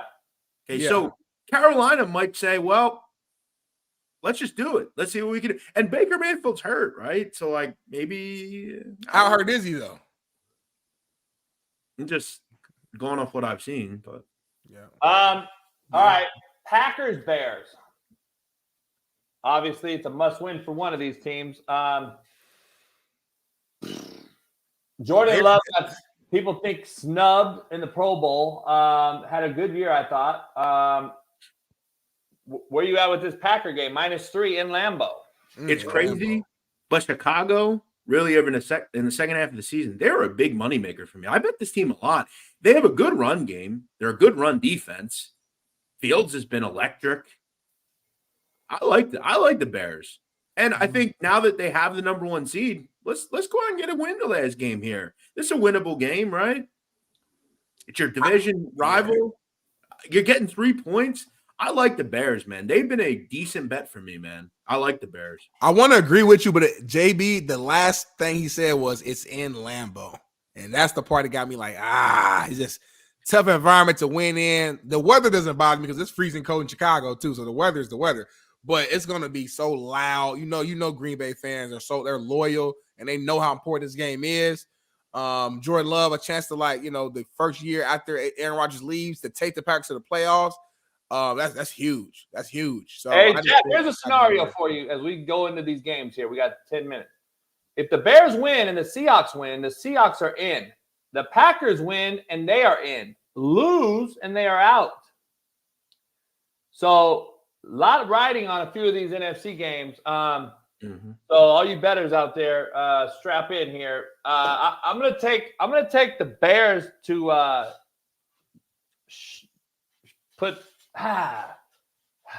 I'm going to take the Bears, man, because Green Bay always beats the Bears in Chicago, and I'm going to say Chicago pays them back. Yeah, I think you're going to see a lot of 3-point numbers. That's just kind of what it's hard to make a number for these games a lot of the time. But, I mean, Chicago's been a good bet. I mean, they've covered 4 of the last 5 as an underdog. But you're right, Coach. You look at the last 5 games against Green Bay, 0-5 against the spread. Just a lot of the time gotten beaten up. However, those are way better Green Bay teams, right, than this one. This isn't a particularly good Green Bay team. So I think those numbers are a little skewed. I think these teams are a coin flip. And if I'm going to get a coin flip with Justin Fields, I'll take it. Detroit knocked out Green Bay last year with Aaron Rodgers. I think Chicago returns the favor this year with Jordan Love. Of these 3 teams that you named, JB, which one of these teams do you guys prefer to be in the playoffs? Seattle, because Seattle. He's healthier. He's the only guy I think can spin it, has had the experience playing the Niners last year in the first round, even in the mix of the game at halftime before the picks and all that. And it got out of hand, but he's been there. They have the wideouts, in my opinion, and the run game to actually at least have a shot at winning a game. I don't know if Green Bay has a shot at winning a game in the playoff. Yeah, I go Seattle. Not high on Seattle anymore either, but if anyone, I would say them. I don't know. Broncos, Raiders. Broncos 8-8. Raiders 7-9. They lost a horrible one to Colts. I think put them out of this thing. Yeah, we did that. We did that. Yeah. So where are you at with the Raiders Broncos? Broncos got to win, but what's the Broncos going to do? I don't understand this move at all with this whole Broncos scenario. Yeah, I get all that, but let's say they get in the playoffs. Right. Like, who's the quarterback? Stidham? Yeah. That is fucking crazy, isn't it? They rather move forward with Stidham than risk Russell Wilson injuring his knee and them having to be on the hook for another, 30-some or 40-some million or whatever in 2025. They're like, it's not worth the risk. We already owe you next year. That's money lost. That's money already out of our pocket. We're not about to pay you for 2025 when we know we're moving on from you. So now you guys are, I'm more of just a gambler. You guys are more in like the day-to-day, the NFL player, that sort of thing. Broncos are out anyway. My bad. So they're out. Are we concerned at some point that over the next 10 years that the quarterback situation will become dire in this league? I mean, because when you look at where we are now, there's maybe 6 or 7 really good quarterbacks in the NFL. When I was a kid, it seemed like every team had a great quarterback. Now look, there are more teams with dire quarterback situations than good ones. At some point, is it just going to dry up where you just don't have the same? Yeah, but when will it become? Because like I relate it always to like what I do. Like the mafia is still around, but in 20 years, I don't think it's going to exist because there's just not going to be any more people in it. Are there going to just become a point where there aren't any good quarterbacks left anymore? Here's why, real quick, before we move on. Here's why. It's pretty bad, Smitty. I mean, look at this draft coming up, though. I mean, you got like there's always some more talent. I don't think quarterback. I mean, listen, this year talent is not the thing. It's not the issue. Talent. You keep confusing talent for good quarterback. It's not the same, bro. To me, this year is a one-off, though, JB. In my opinion, this year it's been happening for fucking the last 6 years, and I've been saying it does seem like it's been pretty bad for a couple of years. This has been bad football. It's great athleticism, great athletes. Josh Allen's a freak. Herbert's a freak. Mahomes a freak. But they're not great quarterbacks. I'm just telling you. Here's the thing. Let me just answer this this way, real quick. When the backup, the Cooper Rushes of the world and the Stidhams and these fucking nobodies, Flacco comes off the fucking couch at 48 years old, and they can do what they're doing. Super Bowl winner. Makes the $150, $200 million guy look disposable or exposable. So I don't think we're paying guys, and I think owners are starting to be like, well, fuck. Am I going to go with a Mike Shanahan route and pay a guy, league minimum and keep a loaded roster? Or am I going to go pay a quarterback $200 million like Kyler Murray, who's a mental midget and can't fucking win me any game? And also remember too, when I'm 10, 12 years old, there were like 5 or 10 elite generational quarterbacks in the NFL. Your Dan Marino's, John Elway. There are very few like that anymore. I mean, can you tell me a generational great quarterback yet truly in the NFL? Well, hold on now. Like, so see, this is where, and we only got a couple minutes left, so maybe we'll talk about. Well, it's fucking Friday, so listen.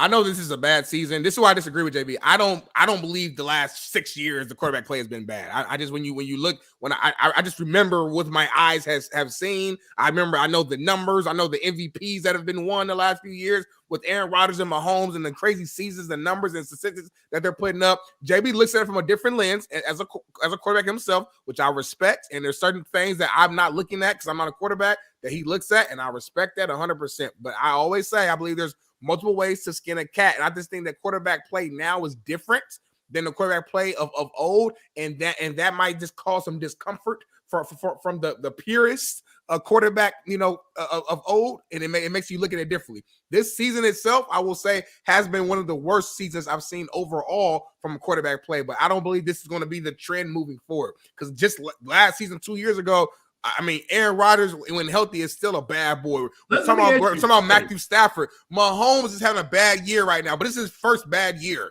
And so let's not act like he's just a shitty quarterback. Josh Allen, Lamar, like these guys, there's still a lot of great quarterbacks right now. Could we say though, coming into next year, Aaron Rodgers off an ACL injury is the best quarterback? No, that's crazy, right? I don't believe that though. I don't believe that. But there's not that many, is what I'm saying. You have your Joe Burrows, and you have a couple of really good quarterbacks. Joe Burrow, I'm not quick to hop on the bandwagon. Joe Burrow is still that guy. As much as we give the Chiefs hell, I think this is a bad Chiefs year. Mahomes still that guy. He's still a two-time Super Bowl winner. Two-time. Like I can't take that. I can't take that away. I can't just do that. The motherfucker ends up in AFC championships every single year. As Coach says, and we had this conversation about the NBA. If you are not playing right every year, it's the Joe Burrow seems to be out every year. There's always something wrong with Joe Burrow. If you're not on the court, you can't. Like there's nothing. Like, the best ability is availability. Yep, best ability. Like Nikola Jokic is always on the court. Like he's very rarely ever out.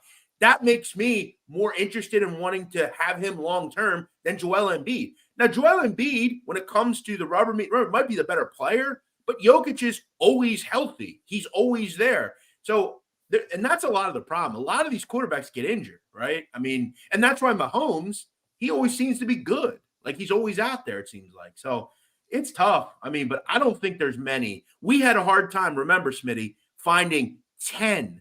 Remember Coach with Daniel Jones in the top 10? It was hard to find 10 quarterbacks. Could you do that now? No, you could barely find 5. Well, a lot of people are hurt. Like people forget, like, and again, I'm not saying these guys are great, but I believe there's a lot of good quarterbacks. Like I think Kirk Cousins was a really good quarterback. I think before he got hurt, people forget the first 4 games of the season, whatever, before he got hurt, motherfucker was balling. But I still think Kirk's a good quarterback. I still think Dak's a good quarterback. I think Tua's a good quarterback. I know Jalen Hurts, we can say what he wants. I think he's still a good quarterback. Lamar about to win a second MVP. Mahomes, Burrow, Herbert, like they're like I think that we're a little like this quick to just call everybody shitty, and then we really take a deep breath and remove our emotions and just sit back and look at the last years, not just this season, last years. It's not as bad as what we're making it seem. Last thing I'll say on this, and I remember Coach laughed at me. The chat laughed at me. They all laughed at me. In week 4 or 5, I said Lamar's having an MVP season. He should be the MVP. And these fuckers laughed. They laughed. Coach B laughed. He laughed at you? He laughed. He laughed. When do you fuckers understand? When I tell you a prediction, you listen. All right? I'm still laughing. And he's the MVP, dude. I'm still laughing. He's gonna win because we already know why he's gonna win. Let's keep it real. No, Jimmy, tell me why they gonna win. Horrible. Nah. You're giving him the win because he's on the team that's winning the games. But understand, he has what he's done. His Jimmy, why is his team winning the games? Because of the defense. So that's it. So put anybody number for put anybody quarterback in the same result. Anybody there, they're probably 2 games better. Baby, you too smart, bro. Nah, I'm not letting you too smart and know too much football. On the Ravens, they're probably undefeated. Shut up. But let me ask you, JB. Let me just say one thing. Compare his offensive roster, Lamar's, to Brock Purdy. It's not even fucking close. Lamar Jackson's a fucking rookies, especially Odell Beckham. Is just like he has nothing, dude. And he still blows them the fuck out on Christmas Day. Like, give him some respect, bro. I would argue CMC even improved his odds of winning the MVP in that performance versus the Ravens. Without being a quarterback, he single-handedly kept them in the game. He didn't keep him in the game. They got their ass beat. He didn't keep him in the game. He didn't keep him in the game. He had 100-something rushing yards and they got their ass beat. That tells to me that's a running back. To me, that's but it's both valuable player. So obviously your value ain't that fucking valuable because you balled out and y'all still got your ass beat. Put fucking Brock Purdy on the Ravens and see if they're as good as they are. Jamie don't value the fact that Lamar can extend plays. He can run outside the pocket, give wide receivers more time to get open. It's like little things like that don't show on the stat sheet. That shit kills me, man. I remember when he had that thing where he was like, he had the access to like running the plays and like showing us what people are doing. JB always picked out the plays. Like he goes to that Lions game and picks out like the 1 or 2 bad plays he had, and he always puts those up. Bro, Coach, you are, when it comes to Mahomes and Lamar, you're very like, you're out there with your team.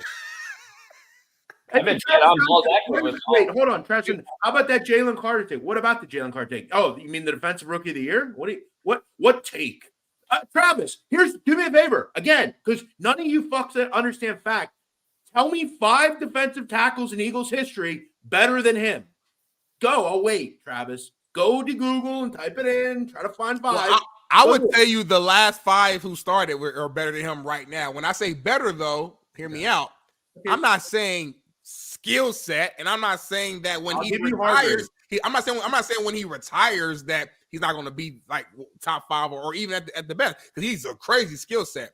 I'm just saying I think it's kind of disrespectful to say a rookie who's not even who hasn't even been a full-time like starter this year, he gets like 30, 40, reps a game. I think it's kind of crazy to put a guy who's a rookie and say he's top 5 right now, because you got to put I think he will be potentially, but I think you can't say it right now. Does that make sense? Sure. But as a defensive tackle, I think he's top 5. I really do. You're not putting Reggie White's a defensive end. Okay. Right. I'm not putting him in there. I'll give you Hargrave. Yeah. I'll give you him. But I guess what I'm saying, Jeff, I'll give you Jerome Brown, but like I'm not there's not that many other ones. That's what I'm saying. Even if someone like the average guys who used to start, let's say there's a guy that started from, I don't know, 04 to 07. He might be a regular name guy. But his you can't take his 3-4 years of production in Philly and say that's worse than a 1-year sample size of a rookie who wasn't even a full-time starter. But let's stop like trying to get me. Oh, look, what's up with that? It's not. Jalen Carter's better than Trent Cole and Benny Logan. Give me a fucking break, Latrell Flower. Are you fucking drunk, dude? It's 12:06 in the afternoon. You're bringing up Benny Logan for Christ's sakes. Give me a fucking break. Hey, let's finish the things real quick. Sorry. Seahawks, Cardinals. Seahawks got to win. Cardinals give the Seahawks fits on occasion. -3 in Arizona. That's a bad road trip for the last game of the year to get in the playoffs. You see any foreseeable issues there? Well, I will say, another guy we don't give any credit to is Kyler Murray, who all of a sudden the Cardinals are actually not that bad, right?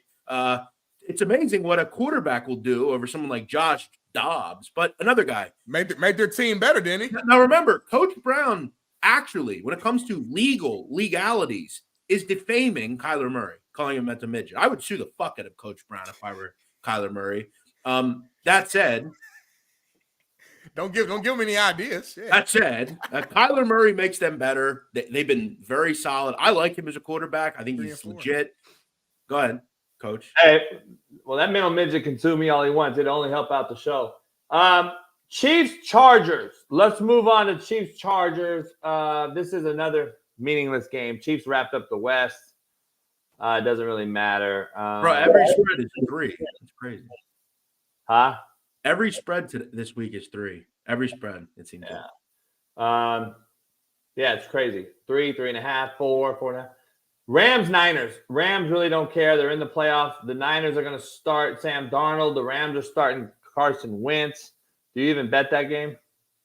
No. I will say the only game that I would legitimately bet on the games we've talked about, I like the Titans a little bit.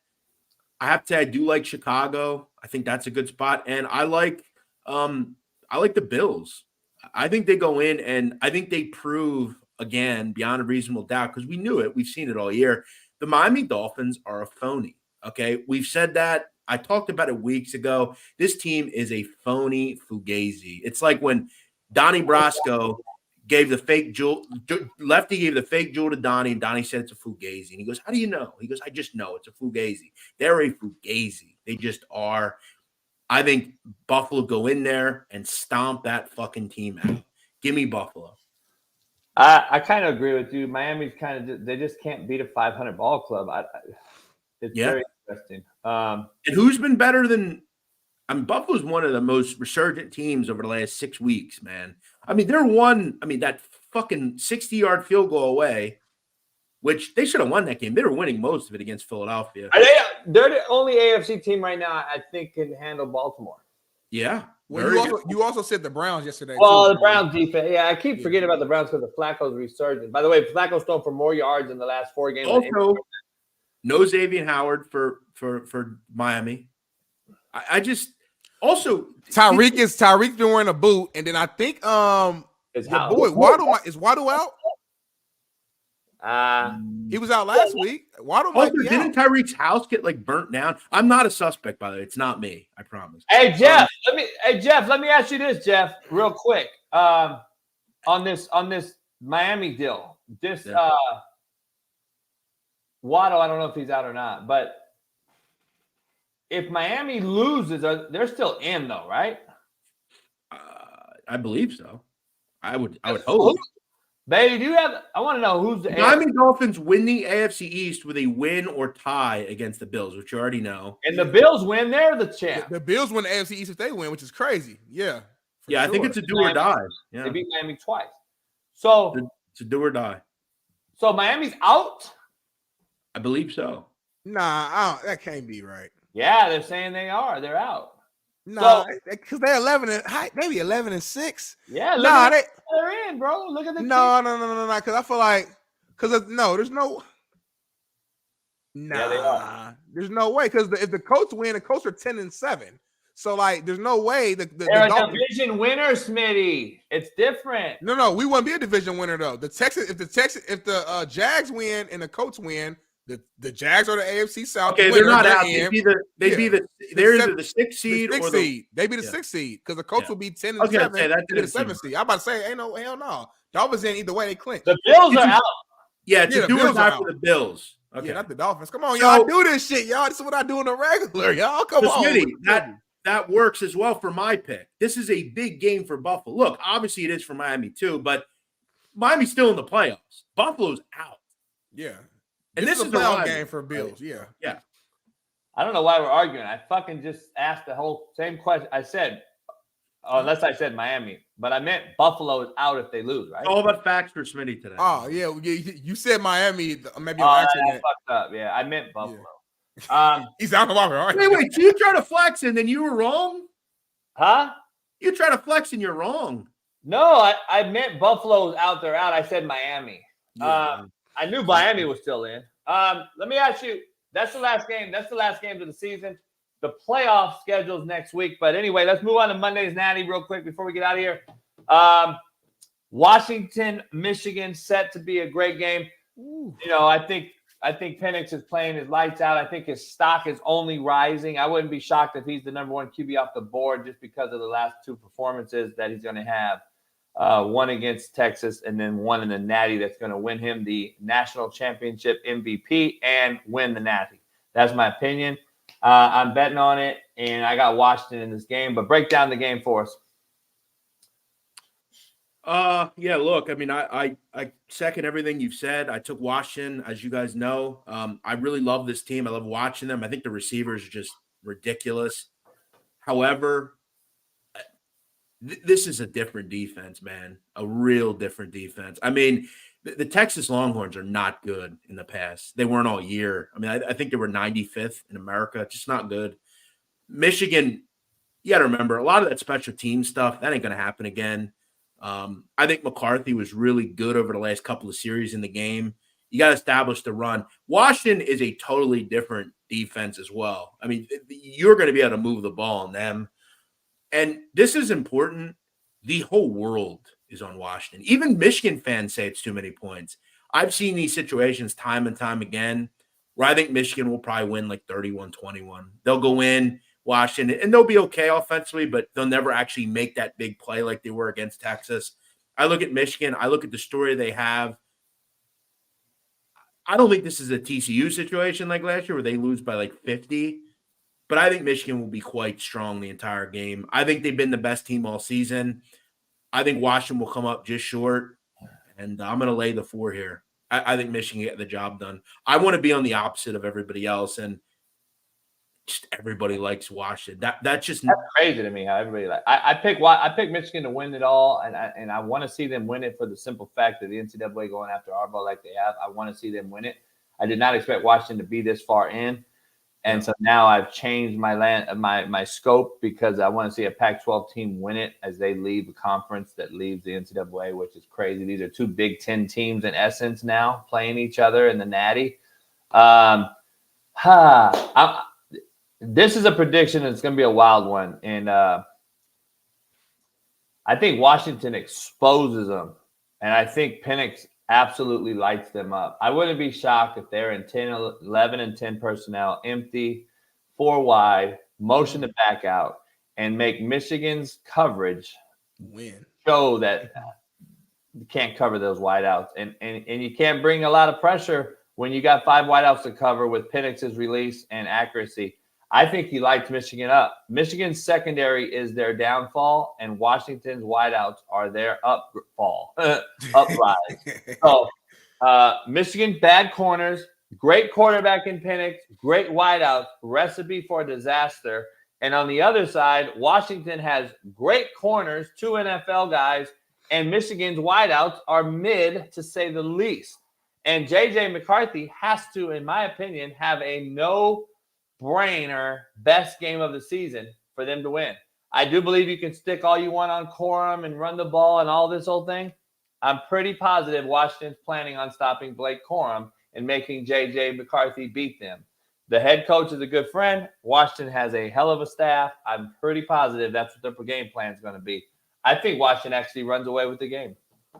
Yeah, I think a lot of people I've heard all year, well, who is Michigan going to attack you deep with? And then they just keep attacking you deep. Roman Wilson, the tight end. I mean, I get what you're saying. I think to say that their issue is this was the second best pass defense in the country, right? I get what you're saying. Maybe because of the D-line pressures and games they run. I mean, they're just exposing teams. By the way, I just worry, and I get what you're saying, and I understand physicality is going to win a natty. Listen, I have no issue on whoever wins it. I'm just going with the team I've been watching the last 2 weeks. I'm like, man, this Washington team just seems to have pushing all the right buttons right now, and it's hard to stop that momentum train. Michigan's done it all year too. I don't think Michigan's faced a spinner like this dude. They haven't faced a guy all year that can throw it. Penn State, hell no.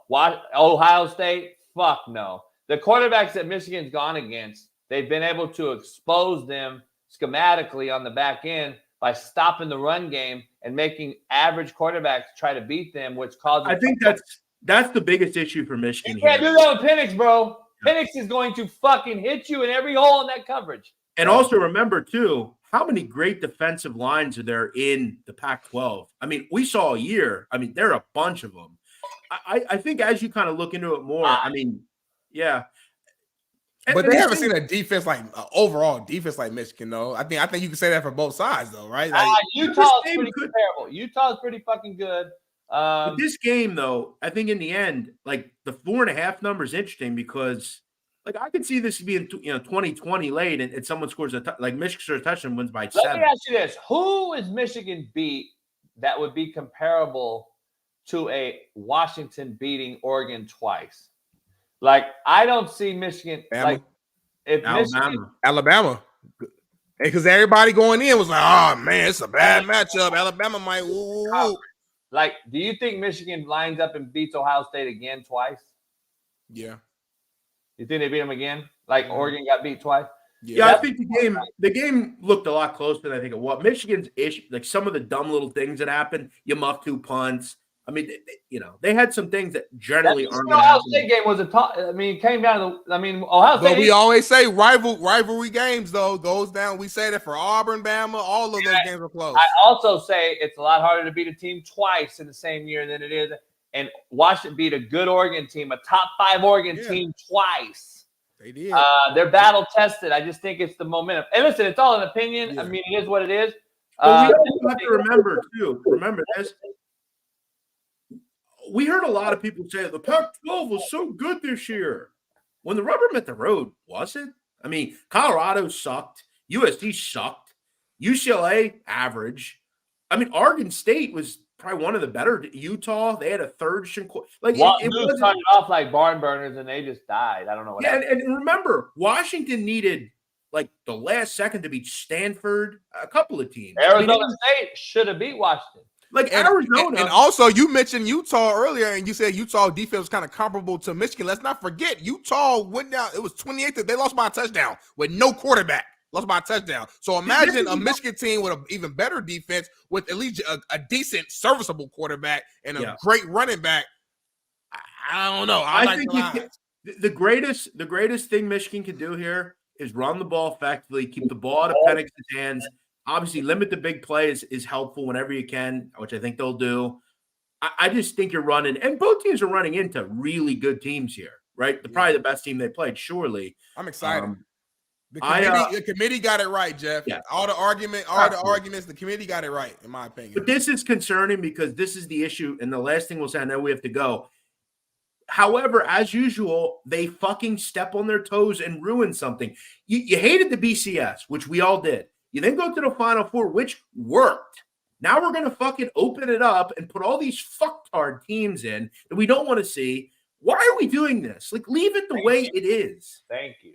I disagree, but I don't feel like arguing again. So y'all pound that like. So you want to see fucking Iowa in the fucking? I want the bowl games to matter more. So if it's 12 games, then that means that more teams will be having players that will actually play and not sit out, in my opinion, because now they're all thinking we have a chance to play in a natty, and if we have a chance, I'm gonna play and suit up. So I think now that increases the competition. That gives us more good bowl games. We'll see some upsets, and some of those other teams that are kind of on the fence, the Ohio States of the world, the Georgias of the world, who people argue and saying Georgia was still a top 4 team. Well, they would have a shot, even if they lose the SEC championship, to go out there and prove it. So yeah, there will be some bad teams in there. We get it, but they'll also give opportunity to some of those other really good teams that might have got 2 losses on the schedule who can go out there and still prove themselves. So I like it. 12 is crazy. That said, I wish you guys a great week. A disaster, Jeff. I'm with you. I'm glad you're with me on this. This is crazy, Ron. I agree with Smitty. Oddly, for what are we doing, Ron? Ron, you're racist and you belong on this side. Like, get over here. You're hunter. You're a hunting deer for a living. You know why the you know why the NCAA tournament's the greatest competition we have in the country? Because it's never been fucked with for very, very little. They added a few teams, whatever. But they don't screw with it. How many fucking times are you going to screw with this playoff shit? I know. Keep something and keep it. Like, I know. I get it. I agree. Until you get it right, Jeff. Like, change ain't always bad. They didn't have it. Was never right. Big Mac comes here all the time and says how his team got fucking screwed because they let a machine or whatever decide who got it. They didn't have it right. Did you watch that Oregon Liberty game? No, I did not. But why we keep using that as the that's what you're gonna have, dude. That's okay. So one of the games might be bad, but also fucking Georgia playing fucking Florida State. If you know this, if Florida State plays all their fucking guys, the game is not like that. I'm not saying Georgia doesn't win, but they're not winning by fucking 60 points. So as much as you say Oregon and Liberty, that's y'all go to. I've heard that 30 fucking times. Tennessee and Iowa Also on TV, the Ohio State's getting in, the Georgia getting in, the Penn State's getting in. You're going to have other increased competition in games, and on the football field, it's who's better on that one day. So we will see upsets too. So will there be some bad games? Sure, but there's going to be a lot of great games too. Come on, how about 8? Let's just do 8 teams. That's good, right? 8. Cool. I hear you, but let's do it. Pound the like button, man. Subscribe. I gotta go get my hair cut and I gotta go to work. I work on this show. I'll hit you up this weekend, Jeff. Hopefully, I get to talk to our guy. We get some things going. And Smitty, you need to go. Tough day for Smitty on the show. Yeah, he got roasted. Nah, I killed y'all, man. I'm just representing all the brothers. You know what I'm saying? Yeah, we're racist. Like, y'all racist. The white people try to dump. I'm gonna start next week. I'm bringing all my brothers on the show. We go 2 for 1. You, JB. You gonna have 2 brothers and a white man in the middle. Oreo sandwich. Hey, Jeff only fuck with sisters, so he's considered. Nah, he's fucking white. He's white. Team and a black team. Jeff's on the black team. Shit, no, he ain't. He just looking at the black team and trying to scout. We let him mess with our women, but he ain't black. He a white man. I don't care how y'all act. You ain't got the tone, then you gotta go home. Jeff's Albanian. I am white. Albanians. But he's white though. Like, whatever he is, he's white. He will come scalp you, Smitty. He will fucking scalp you. Not for nothing, Smitty. If you go to Europe, everybody fucking hates Albanians. Okay, so I mean, we're the minority a lot of the time. Smitty don't know. We're the minority. Go enjoy your day. The white person won again today. I won. So shout out everybody. Shout that out. Racist show. Pound the like, subscribe. We will see you Monday, man. Shout out to my boy Granite in the chat. He's Albanian as well. Granite Yuka. Shout out to you, my man. And we got Gorian. He's in here. Gorian is Macedonian, right? Yeah, Macedonian.